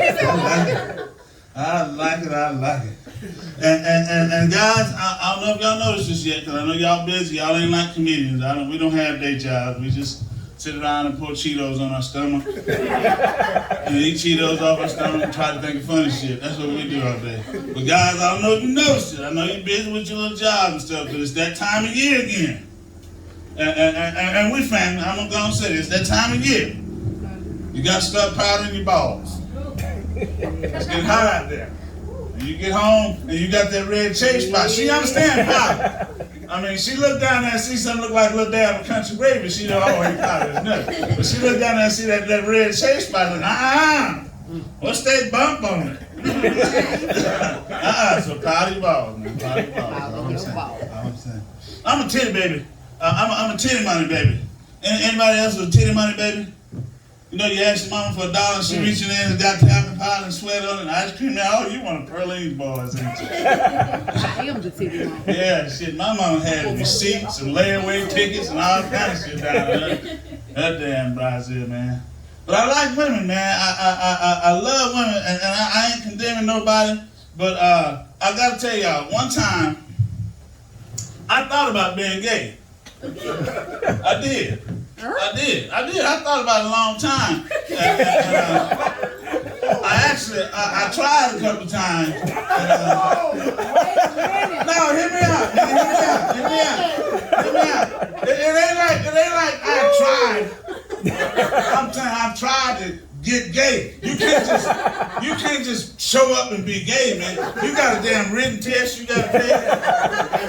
They check your credit score, all kind of shit, man. And I didn't pass the written exam. I couldn't get them questions about ass compaction ratios. The math just it wore me out, man. But anyway, but I'm gonna tell you why I thought about being gay. I was married when I first thought about it. I was. My wife come in, I'm laying on the sofa, just finished mowing the grass, taking a little nap. She comes in and wakes me up. 9 o'clock in the morning. I just woke up and I had a weird ass dream about you. Well, hell, dreams are supposed to be weird, ain't they? Mm-hmm. You ever had a dream where you just sitting there watching Price is Right on TV. Hell no, dreams got unicorns and leprechauns and big dicks or something. It's supposed to be weird, you know? And she went on and on and on about this dream she had about me and Tina Turner. I said, well, shit, I was having the same dreams when you started snoring and woke me up. That pissed her off, you know? And she wanted to fight about this. And I thought to myself, you know, me and my high school buddy, Reginald, we used to go fishing. We used to go squirrel hunting. He liked the Raiders. I liked the Cowboys. We watched the game, never get in an argument. I said, you know what? Oh, Lord. If it wasn't for ass fucking the mustache kissing, I'd probably be happy with Reginald. Because we got more in common. But then, you know, I thought about it. Reginald got a big dick. I mean, we took PE together one time. We just took PE together. You know what I'm saying? So that's well, I'm gonna stick with this heterosexual thing for how long I guess. Shit, man, but it's rough, man. It's rough. And guys, I'm gonna tell you something. Just get used to accept it, man. Everywhere I go, all over the country, all over the world, guys always got this old shit to say about relationships. It ain't fair. Hell no, it ain't fair. And it wouldn't be fair if she liked dick as much as you like coochie. It still wouldn't be fair because you'd hold that over her head. It ain't supposed to be fair. It's like eating a shit sandwich. That's what a relationship is like. The more bread you got, the less shit you take. That's the way it is, man. So just get used to it. And it ain't gotta make sense, man. It ain't gotta make sense. Just like my wife. Now, all you women, y'all drink. I know Josh is a good Christian man. He don't serve liquor, him. That ain't the reason. Probably because he ain't got a permit, but he's still a good Christian. I can tell by looking at it. My wife is a drinker. And I like drinking women. I do. Because my standards ain't as high no more. You know, it ain't, baby. I ain't interested in your life story. And like, I got a Visa Platinum. Just drink till you ready. You know, I'm at that point in my life, you know. And my wife, up the ass, beer drinking woman. Any beer drinkers in here? Dave, I knew you was a beer drinker when you walked in. I said, she got that little thing in the cup there. That's a beer drinking woman right there. I could tell. And I'll tell you why I can tell. Because beer drinking women are my favorite kind of women. That's right. I like a beer drinking woman. Because I ain't talking about no proper ass, gotta have a frosted glass out of the freezer kind of beer drink. I'm talking about a straight out the damn bottle, opening with her teeth, goddamn sun-sucking, long-neck drinking woman. That's my kind of woman. Because you can tell a lot about a woman by what she drank and how she drink it. Because I'm going to tell you this for sure. A beer drinking woman will help you in a fist fight. She damn sure will. Old white Zinfandel drinking woman gonna jump her ass in the car and lock that door and watch you get your ass whooped through the windshield. She ain't breaking them cheap press on nails. She ain't. And old Jack Daniels, old hard liquor drinking woman, you gotta tell her about that ass whooping tomorrow. She's gonna be drunk, thrown up, call some shit and passed out. Don't even know why you got your ass whooped. Why that knot on your head? Because you talk too damn much. That's why. You know? But I'm gonna tell you something. You can tell a lot about a woman about how she drinks, what she drinks. I'm gonna tell you something right now. If we were leaving here tonight, if Josh was serving liquor, if we left here tonight, you go out there, old whiskey drinking Jack Daniels woman, you see her beside the car, she probably throwing up. That's right. You see a beer drinking woman beside the car, she probably peeing. That's right, buddy. And beer drinking women, I'm telling you, boy, they get down there and you know how they do. And when they ain't got no paper, they always do like that. You know? That's right, man. That's right. I love me a beer drinking woman, man. I love me a beer drinking woman. She don't care. Mosquitoes, earthworms, crickets, everything down there. My wife gonna tell me the first time we went out on a date, we was out walking in the park, and I had to pee. So I stepped over there behind a tree. I'm trying to be polite. It was an early date in the relationship. I peed. She said, ooh, I gotta go too.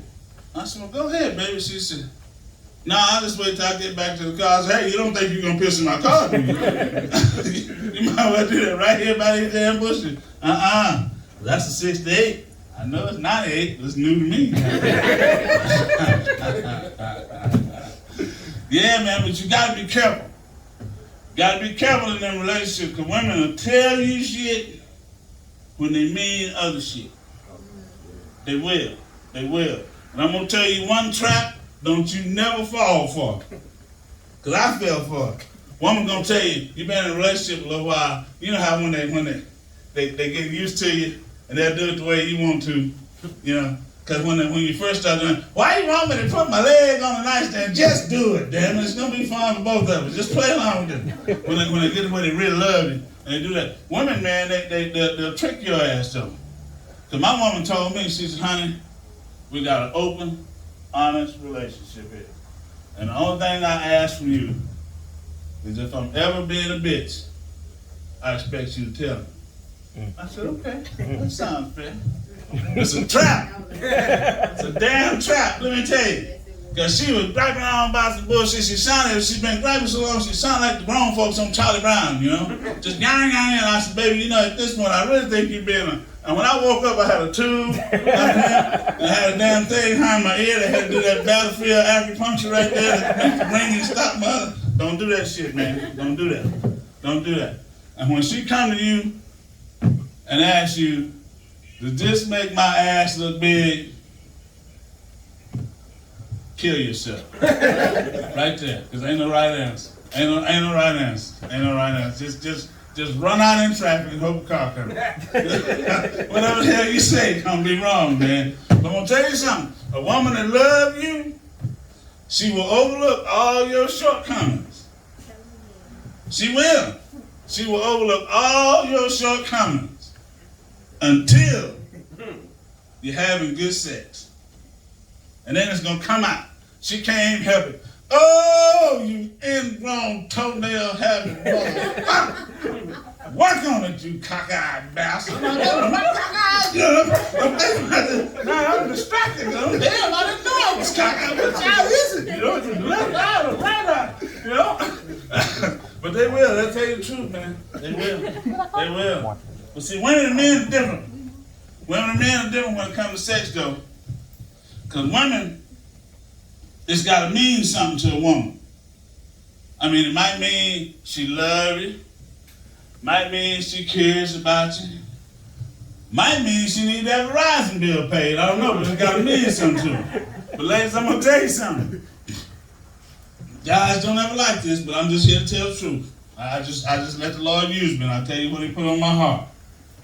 If your man left the house and was gone after dark and came back home and didn't get none, the only reason he did it because didn't nobody offer his ass nothing. I'm telling you, I don't care. See, women, y'all got all the advantages. Y'all got what we want, and you know it. You got breasts and stuff up here. You got the nice asses like Shetland ponies, just bouncing back and forth, and you got pretty eyes, pretty face. All we got is draws and balls. That's it. That's it. We ain't got nothing up here. You know, you get a certain age, this little hair you had, it look like burnt taco meat. You know? and you just sit on the hair, start looking like one of them Gordon gin bottles with all them bumps in it. So we ain't got all that. Y'all got what we want. And y'all know that. And y'all use that shit against us. That's why by 10 o'clock every night, I try to be in the bed, sleep. I got more shit in my house because my wife asked me about it when we was already half naked. I'm going to buy a damn car tomorrow. You know why? Because I wanted some coochie last night. That's why. She said, honey, it got the oven, man. My wife, ooh, Lord have mercy, Jesus. But that's some of the flat-chested woman walking around the earth right now, because my wife got her dose of titties too. And you know how y'all do. I'm going to tell it on you, and look at me when I'm talking to you. You know how y'all do. Y'all get out of work, and you get in the mirror, and you take your bra off, and you do that. Do that shit there, and they all jumping up and down, little nipples, all that kind of shit. And we be watching that, and they say, honey, you know, why don't we trade this car for get too many miles. You know, I've been thinking about trading that damn car myself. Let's go get a new car tomorrow. I'm like, I'm halfway leaving. I'm like, what the hell did I say? That's all right. You know, you can't use money for so many things no damn way, you know. You're gonna get a new car eventually. But guys, your woman gonna tell you she wants you to be honest with her. She'll say that shit, but she don't mean it. No, you know. See, when I brought it up, I could see his eyes got like that. Like, oh, he on that shit. I already feel that. Don't be honest with her ass. She can't handle the truth, goddamn. She can't. And women, I'm gonna tell y'all, why y'all mess up so many relationships. A man is a simple goddamn creature. He's about 3-4 steps above an amoeba. Oh, what? It don't take much. It don't. And a man can be sitting there, done worked all day, had him to be on the way home, he just sitting there. Happy to be just sitting there. Because we're men, and it don't take much. And here you come, fixing to fuck up a perfect day. What's the matter, honey? Nothing. You look like something matters. No. Well, why are you just sitting there looking? Because something the matter, ain't it? By that point, yeah, something the goddamn matter. This person in my ear will be quiet. I was sitting there looking at that damn wall, thinking how that paint probably looked when it was wet, and how it looked now when it was dry, and that shit was making me happy. You came in and fucked it up with questions. Yeah, that's me. Yeah, all the time. All the time. That's all right. That's all right. We put up with it though, because we love y'all. We love y'all. We do. We do. And since we just family, I'm gonna tell y'all why I messed up the way I am. Because I know I'm a seriously flawed human being. I know I am. But I ain't ashamed of it no more. I don't try to hide it. I just try to work around it. And I'm a flawed human being because I come from a messed up family. And my main hero in my family was my uncle, Uncle B. And you know you in a fucked up family when you got kinfolks that ain't got no names. They just got a mission. That nigga been to jail or something. He don't want nobody to know that first name because he still got warrants out. My uncle was a plumber. Oh, Lord. My uncle was a plumber. And my uncle told me this one day. He said, boy, whatever else you do in life, don't you let no man around your woman whose job starts with the letter P. I said, what you mean, Uncle? He like preachers. Oh. Like postmen. Like policemen. I said, well, damn, Uncle. You a plumber. He said, I know what the hell I'm talking about. But we were sitting there working on this lady's house one day, man. Junction City, Arkansas. I hope you ain't ever been there, because ain't shit there. I've been there. Yeah. And man, we sitting there, you know, back in the day, you know, and the phone rang in the house, and the lady said, B, Lady Mae's on the phone, my aunt. So he went in there, and I could hear him through the window. Yeah, Lady Mae. No, but look, okay, Lady Mae, okay. He come back out there, and we're working. I'm 10 years old. This is why I messed up today, y'all. I'm 10 years old. My uncle, we're sitting there working. He said, son, let me ask you something. I said, yes, sir. What's that? He said, you had any pussy yet? I said, oh, no, Uncle, no, we go to coaching. You know, they say you go to hell. I ain't never done none of that. He said, well, you're going to get your son one day. He said, boy, it's something I wish they'd have told me about that shit before I ever got son. I said, what's that, Uncle? He said, that shit is good. About 20 years later, I'm married to my first wife, and here she going just yang yang. And I thought, oh, this is what he was talking about. Because if that shit was good, I get all my little belongings in a paper bag. But it was good, so I stayed. But y'all, I got grandkids, man. I love my grandkids. I do anything in the world for my grandkids. But kids will tell the truth. Kids don't know. You have to teach a kid how to lie. They don't come here knowing how to lie. And we was at my son's house in Memphis, and my ex was there. And the little grandkids, they sitting around, and my little granddaughter said, wait a minute. I have 3 grandmothers. And he said, yeah, your mama's mama. And well, Daddy, we've got, they call my wife Gigi. They said, we've got Gigi. Where did Lola come from, my ex-wife? And he said, well, Papa used to be married to Lola. That 4-year-old looked over there at her and looked at me and looked at her dad and said, they don't belong together. Why would he do that? And I'm thinking, thank you, Jesus. Somebody finally understands. I made a damn mistake. That's all right. I'm over her now. Got me some good credit, y'all. Got me some good credit. Yeah, got me a lawsuit going on. I'm fixing to get me a lot of money. I can't tell y'all who it is, but it's a major Fortune 500 corporation that said some illegal shit to me over the phone, told me to do it, and I didn't know it. But my granddaughter put this voice recorder on my phone and recorded the whole damn conversation. Go ahead, granddaughter. Yes, it did. Yes, it did. And I called the corporate office and they said, no, sir, we don't do stuff like that. I said, well, listen to this. And he said, is that real? I said, yes, it is. I said, tell you what. You might need to consider changing the name of your company here in a few years. Just call it Adams shit. Cause all this gonna blow to me. It's Friday, man. Y'all going to church Sunday? Yes, sir. Oh yeah, you going to church? You said it with confidence. Yeah. You going to church too? Pray for these other niggas. Cause ain't no damn body else move, but y'all too. And you're honest. I appreciate the rest of y'all for being honest. And you know the other people always go, Ray, yeah, I'm going, you lying bastard. I ain't going. I quit going to church a while back, man. I'll tell you why. And ain't nothing wrong with church. I think I'm going to hell. I do. And ain't nothing I can do to stop it, man. Because, you know, I went to Sunday school a few times, you know, back in the day, and they talking about repenting.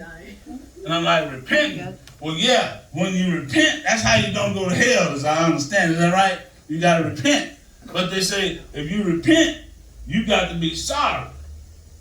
And that's some shit I did. I just ain't sorry for it. I ain't gonna never be sorry for it. Because when they mad with 20 years older than me, that heifer was fine, you hear me? And when she called me in there, it didn't take me about 15 seconds. Goddamn it, it's been 50 years and I still remember. So I ain't sorry about it. And besides that, man, that's a lot of stress. You know, just think, if I made it and I'm standing there in line, it's judgment day, man. And you know it's going to be hot that day. You know it's going to be hot. People going, ain't going to be no cutting in line that day. No.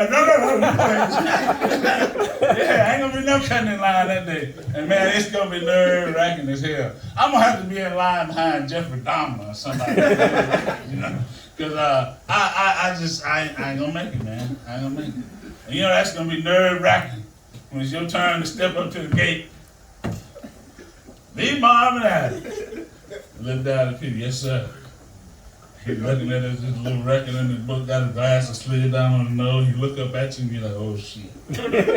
He gonna remember them breaks I got from Southern Classic at the time. He gonna remember. And he finally look in the record, look up and say, well, congratulations, Lee Marvin Adams, you made it. I would fuck it up, I know I would. Because he said, congratulations, Lee Marvin Adams, you made it. No shit! Oh, you can't say no shit anymore. Oh, okay. All right. And then, if I did make it, I'm still gonna get kicked out. I know I am. Because if I get in there, and I look back there and see Eddie Long, and all them other old bullshit ass preachers in line, Eddie Long, fuck you tight church wearing bastard. Oh, you can't? Even if you in, you can't say fuck you. Oh, okay. Yeah, I know where it is. I'm going to go down there with Eddie. I wouldn't make it. But I'm going to lead a lot of other people to heaven, though. I am. I'm going to do it. So next year, 2022, the end of 2022, I'm going to retire from stand-up comedy, and I'm going to devote my life to leading people to the Lord. And I'm going to tell you how I'm going to do it. I ain't going to be no preacher.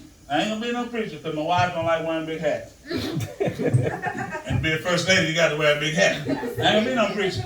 I'm going to be a damn OnStar operator. Hell yeah. And I want to work Saturday. I want to work Saturday, Sunday shift. About 3 o'clock Sunday morning when that Cadillac heading home from the club. Hey, you coming to see me today? Yeah, it's me. I know where you been. That hoe you had in the car a while ago ain't your wife, so are you coming to see me this morning? Church's gonna be full. People gonna be in there smelling like Newports and Grey Goose, but they gonna be there. The Lord spoke to me on the way home this morning, told me to bring my black ass up in there. Please save me. And I might get in on the technicality if I do it, if I convince enough other people to do it like that. But I don't know, I don't think I'm gonna make it, man. I just don't think I'm gonna make it. Cause it's just, you know, I done got old. Maybe if I'd have died when I was younger, I'd have made it. But I done got old, and let me tell you something, y'all. Once you get about 55 or so, you run completely out of give a shit. You do. You do, man. Look, excuse me. I was in the Walmart the other day, and I did something I ain't proud of. It wasn't bad, but it wasn't good. I was in the Walmart, Airline Drive, Boulder City, Louisiana. Minding my own damn business. When I saw the ugliest damn little boy I ever seen in my life. Running around Walmart, man. I ain't lying. This boy, I mean, you ever seen one of them dogs that's got 2 different color eyes? Hell no. I ain't lying, y'all. He had a gray eye and a brown eye, this little boy did. And he had them damn sharp teeth, like the people on that damn vampire show, you know, and he was just ugly. I mean, it just poor thing, you know, and he run around and he just terrorized the place. And I could hear these people, Jeffrey, where are you? Jeffrey, where are you? I'm thinking, shit, is that Jeffrey? When them 2 people, and that ugly ass man, that ugly ass woman came out of the aisle, I said, oh, your baby right over there. They said, oh, you know Jeffrey? No, but I bet y'all his parents. People ain't got a damn friend in the world. You know, 'cause somebody should have told them, y'all are good at potluck dinners. We appreciate what y'all do at the church, but y'all shouldn't have children. This ain't like math. A negative and a negative don't equal a potluck. A negative and a negative means an ugly ass child. Ugly kids, man. And I ain't got no patience with other folk kids no more. I like my grandkids, but I don't like other folk kids. Because most folk kids are bad. They are, man. And I did something the other day, y'all. See, this is why I ain't gonna make it. And what David said earlier about going to therapy, if it works for you, fine. But I couldn't see. I'm thinking now, why the hell am I going up here and paying this man to tell him my problem when I can go down to Leesville and Josh will pay me to tell these people about my problem? Shit, I'm going to Leesville. But you gotta be careful, man. You gotta be careful. You women, y'all need to chill out with that shit. That's what y'all need to do. Cause see, I'm gonna tell you something right now. I don't know what you believe religiously and none of that. I'm gonna tell you what I believe. Cause see, comedians, they travel a lot, they travel by themselves, and they spend a lot of time alone, thinking. And I come up with this conclusion. I don't care what you think, this is my theory. God is a woman. Facts. I believe it. Right. I believe it. Just look around. Just look around. A woman is born into this world with every egg her body is ever gonna produce already there. Man wasn't thinking of shit like that. He wasn't. A woman has got her most sensitive sexual organ way up inside her body, protected by her whole body cavity and all that. A man has got the most useless part of his body completely encased in bone, and the most sensitive part of his body covered up with some goddamn extra elbow meat. A woman did that shit. Woman did that shit.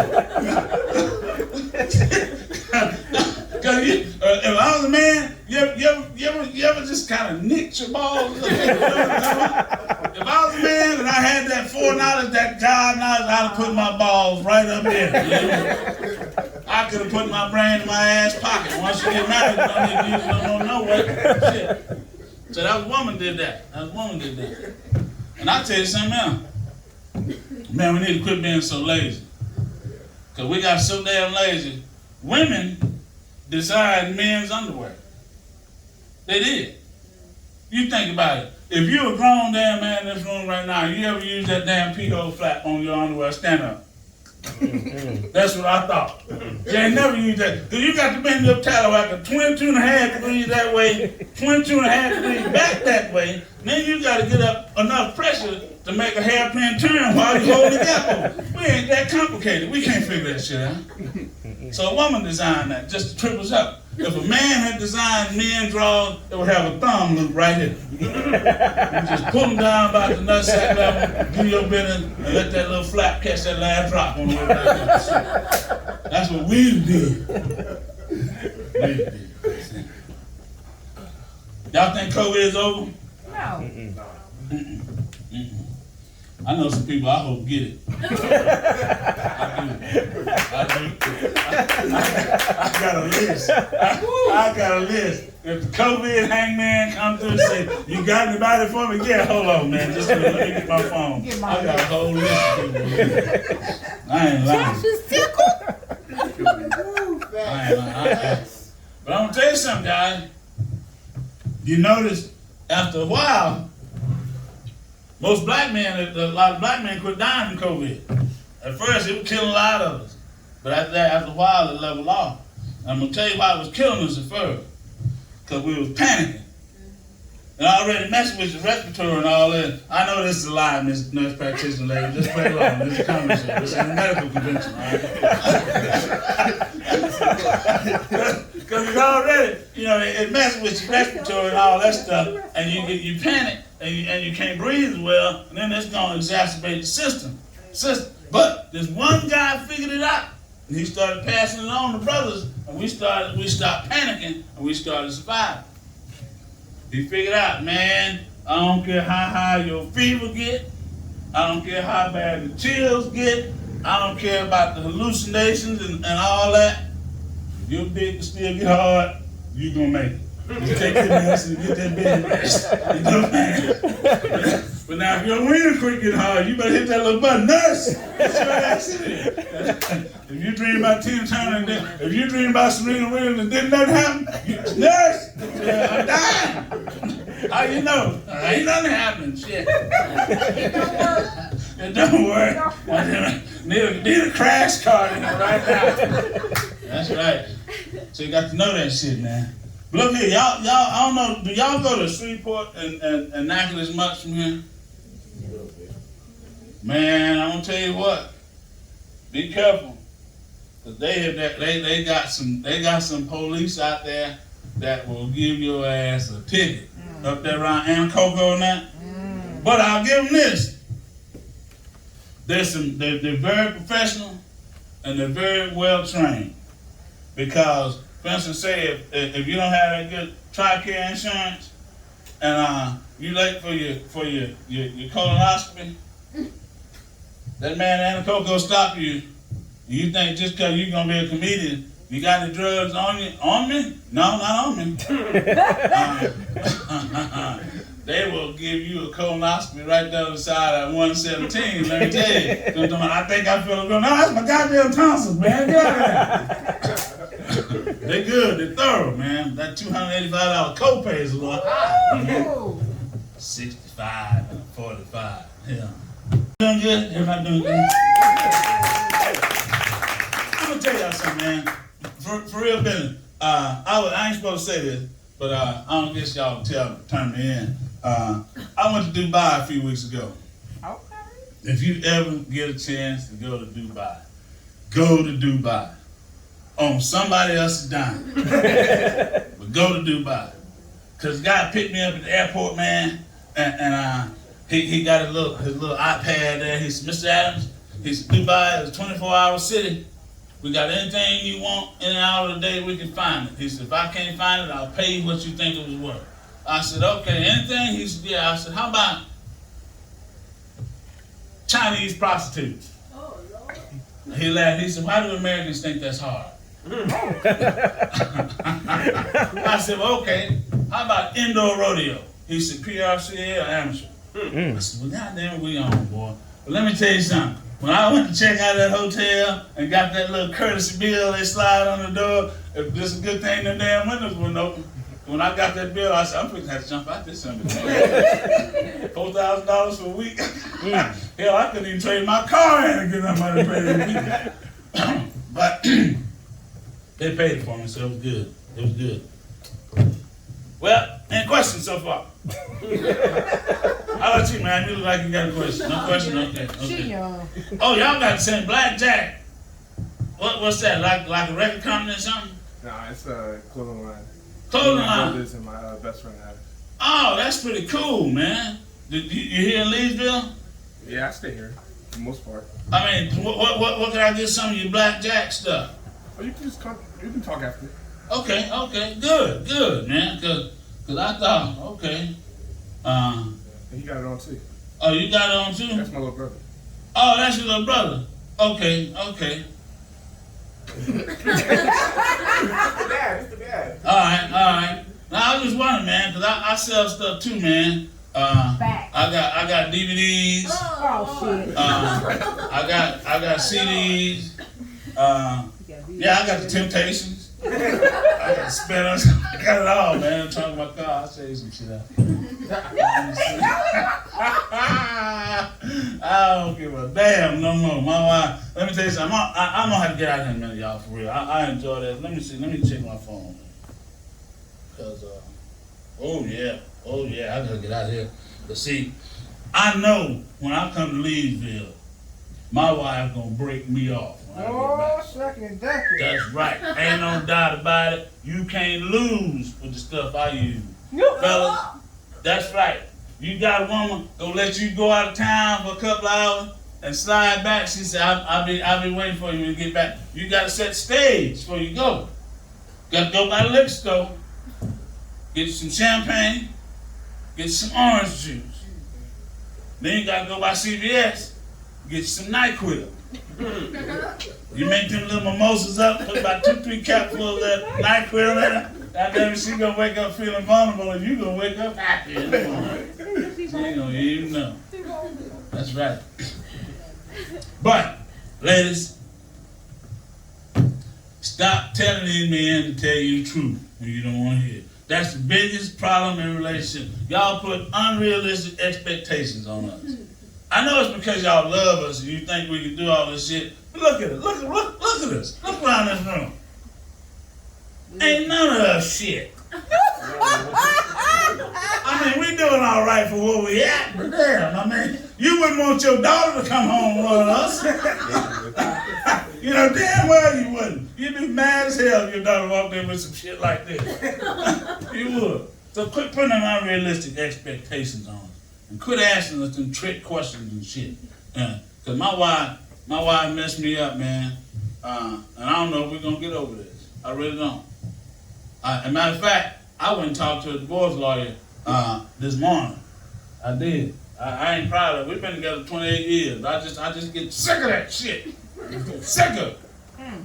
I went to him, I told him, I said, "Dan, I can't take this bullshit no more, man." I said, "I still love her, but damn, man, I can't do it." He said, "You sure, man?" I said, "Yeah." He said, "Okay." He said, "Well, you know, we're gonna have to look at division of assets, and she gonna want the house. You probably gonna want it, so you probably gonna end up selling it." He said, "There's gonna be spousal support, and all that stuff is gonna have to work out." He said, "So I'll get started on it." He said, "You know, I'm gonna need about a $10,000 retainer to get started." I said, "You know what, man? I ain't even mad no more. I need to quit getting all in my feelings like that, man. That's just bullshit. I didn't like that, man. Came up with that shit. I was looking at it all wrong, man. I was. But I'm in her car, so I gotta get back, because we gotta go trade it tomorrow. But I think it's gonna prove to be worth it over the years, because I got tricked into that shit. I did. But boy, when she got done putting that mojo on me, you know that ingrown toenail had popped right out. It don't I think it's gonna end up being worth it, man. in the long run. I think it is. But I just wish y'all would quit doing that shit to it. And one thing y'all need to quit doing, ladies, you. Quit coming home talking about the messed up day you had at work. Quit it. Because y'all put us in a trap. I can't stand that goddamn Cindy. Every time, and you say something stupid like, I ain't never liked Cindy. What you got against Cindy? Now you're in a trap. Goddamn, just a minute ago you hated her ass. I'm trying to be on your team. Now you mad at me for hating her too. Damn. And they wonder why we died first. We didn't want to after a while. God, I'm sick of this shit. Please take me home. Please, Jesus. Take me to that big Home Depot in the sky so I can stand back there by lumber and talk to other grown men. Please, Jesus. Nah, I gotta go. You know, a lot of comedians, man, they have, when they do the little act, they got a big closing joke. They like, you know, and all that shit. I ain't got nothing one of them. I don't. I just say what I gotta say. When I'm done, I'm done. But I'm gonna tell you something. David, funny guy, man. Give another round of applause for David, y'all. And I'm with you on that N-word, man. I don't like fooling with that N-word myself. I don't. Matter of fact, I don't even like saying vinegar too slow, man. That gets you in trouble in the wrong place, you know. It will. But guys, any questions from y'all?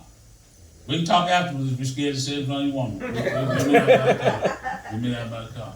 Just remember, a woman wants you to tell her the truth, but you got to be smarter than that. You got to tell her what you know she want to hear.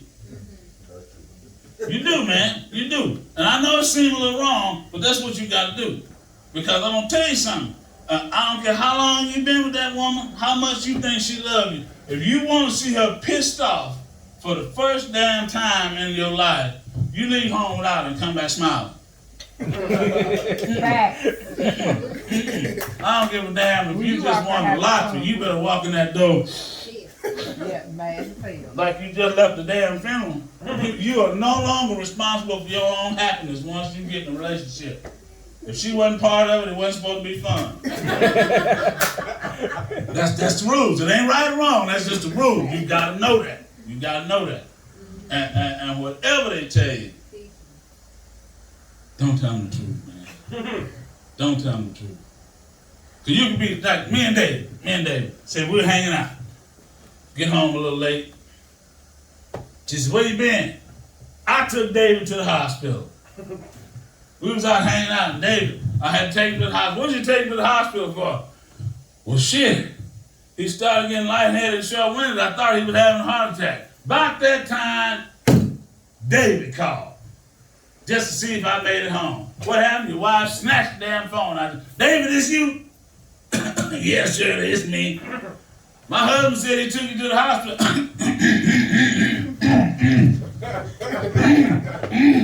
Yeah, he took me to the hospital. I was just checking to see if he made it home. What did he take you to the hospital for? I twisted my ankle. He said you had a heart attack. Well, it turned out I didn't have a heart attack, but I twisted the shit out of my ankle when I was falling. They're going to know that's a damn lie and you're both going to be in trouble. But you can't go home and tell her. Me and Dave was hanging out, spent about $300-400 on drinks, got a couple of lap dances, came home, ain't got no glitter on them. Can't tell them that. Can't tell them that. They don't want to hear the truth. And if, for you guys that didn't catch that, don't get the stripper with glitter. Especially if you're wearing black. Because that shit will stick to your britches, you hear me? I heard. You ain't heard. Yeah, I heard. I heard that. No, I ain't never been with the strippers. I just ain't. And I tell you what broke me from being with them damn strip clubs. And you gonna know I ain't lying when I tell you this. Way out yonder on the highway, right before you get to hell, there's a damn racetrack or something. And there's a strip club right across the street. And man, I come down, I probably said y'all ain't gonna like me no more if I tell y'all that. I come down here one time to do a comedy show somewhere else, not at this classy joint. And you know, after the show, we sitting there. Guy said, well, let's go to the strip club. It's right next door. I said, well, shit, I'm more than 75 miles from home. It's legal. So we went there, and I didn't know about the racetrack. Crossed the highway, and I heard this pow, and I thought, oh, shit. And the stripper on stage said, oh, don't worry, baby, that's just a car backfired at the racetrack over there.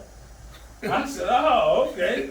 Well, I'm glad she know that. She up there doing her little dance on the pole. I can't do it like she did. But she was on the pole and all that. Then I hear that pow pow again, and that happened grabbed her money off the floor and started running. I said, where the hell you go? She said, that was a real shot. God damn.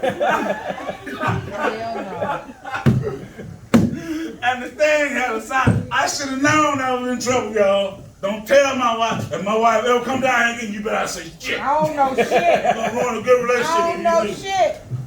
I should have known not to go in that place. I should have known. But men, we're prone to bad judgment.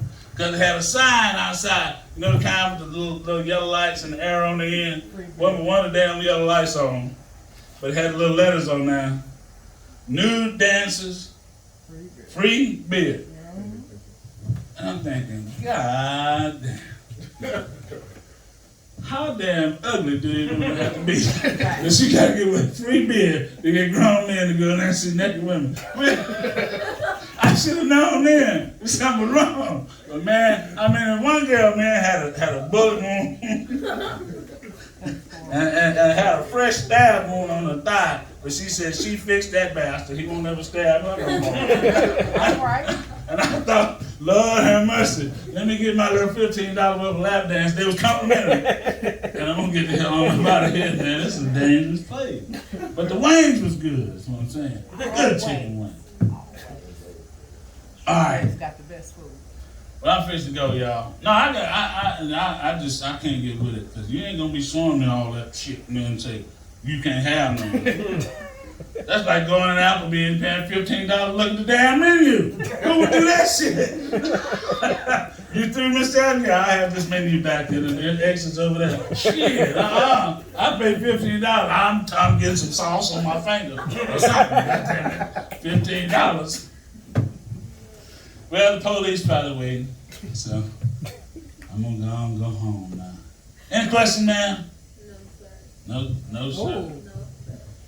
Damn, I looked that over. You know it's bad when they say no, sir, and then put the hand over the drink. Bill Cosby. This old bastard, cause I know she named this old bastard ain't up here cause he got game. He up here cause he got a roofie. But y'all, I gotta go. This place reminds me of a club I did in Lake Charles one time. The guy had a little card table up there. I had one damn light.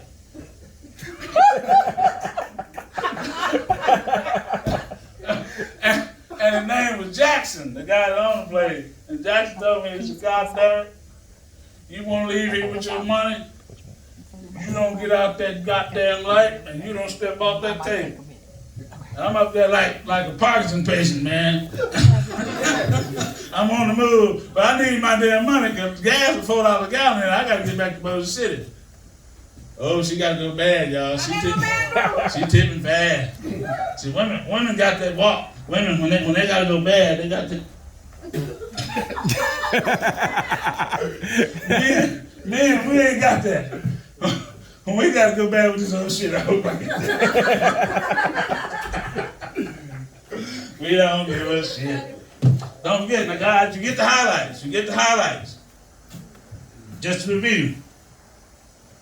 Tie your nuts and don't tell the truth. You do that, you're gonna live a long time. And lie to your children. You gotta lie to your children. You got to. I can't tell my kids the truth. They won't respect my ass no more. 22 years in the Air Force and retired because the drug tests were coming up. I can't tell them that. I can't. So I tell them, they offered me an overseas assignment I didn't want.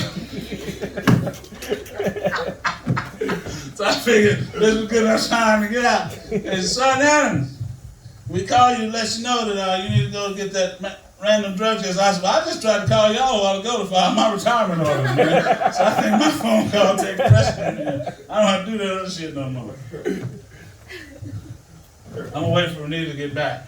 Oh, I tagged somebody to take me out. Oh, you did? Yeah, if I was still the pilot. Oh, no. Take your time. I'm back. Take your time. At the PP. Cause I'm gonna tell you something. When you get older, a good bathroom experience is better than sex. I ain't lying, man. It is. You go in there, especially old men, cause men, see, when we get older, two things happen with your ding-a-ling. Half time you can't get it to start peeing, and then half time you can't get it to stop. I mean, you stand there at the urinal wanting to count cadence. Get it started. And then when it gets started and you get done, you get halfway and we're done, you know.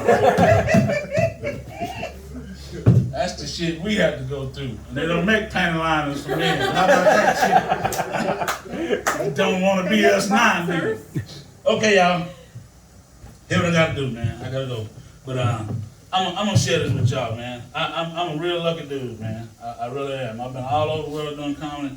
People I used to just hope I get to speak to one day. Got to be friends with him. And John Witherspoon told me this, man. John Witherspoon was my partner, man. He was so damn smart, it was ridiculous. And he told me, he said, see, a smart person can act stupid and make you laugh your ass off. He said, but a stupid person can't even fake smart. As soon as he opened his mouth, game over. You know? And John told me, he said, man, when people come to a comedy show and they give you their time and attention, he said, leave them something. Leave them something that means something. And here's what I want to leave y'all with today. Every time you laughed here this evening, felt kind of good, didn't it? Yeah. Yep. Do that shit more often. All right. See y'all later.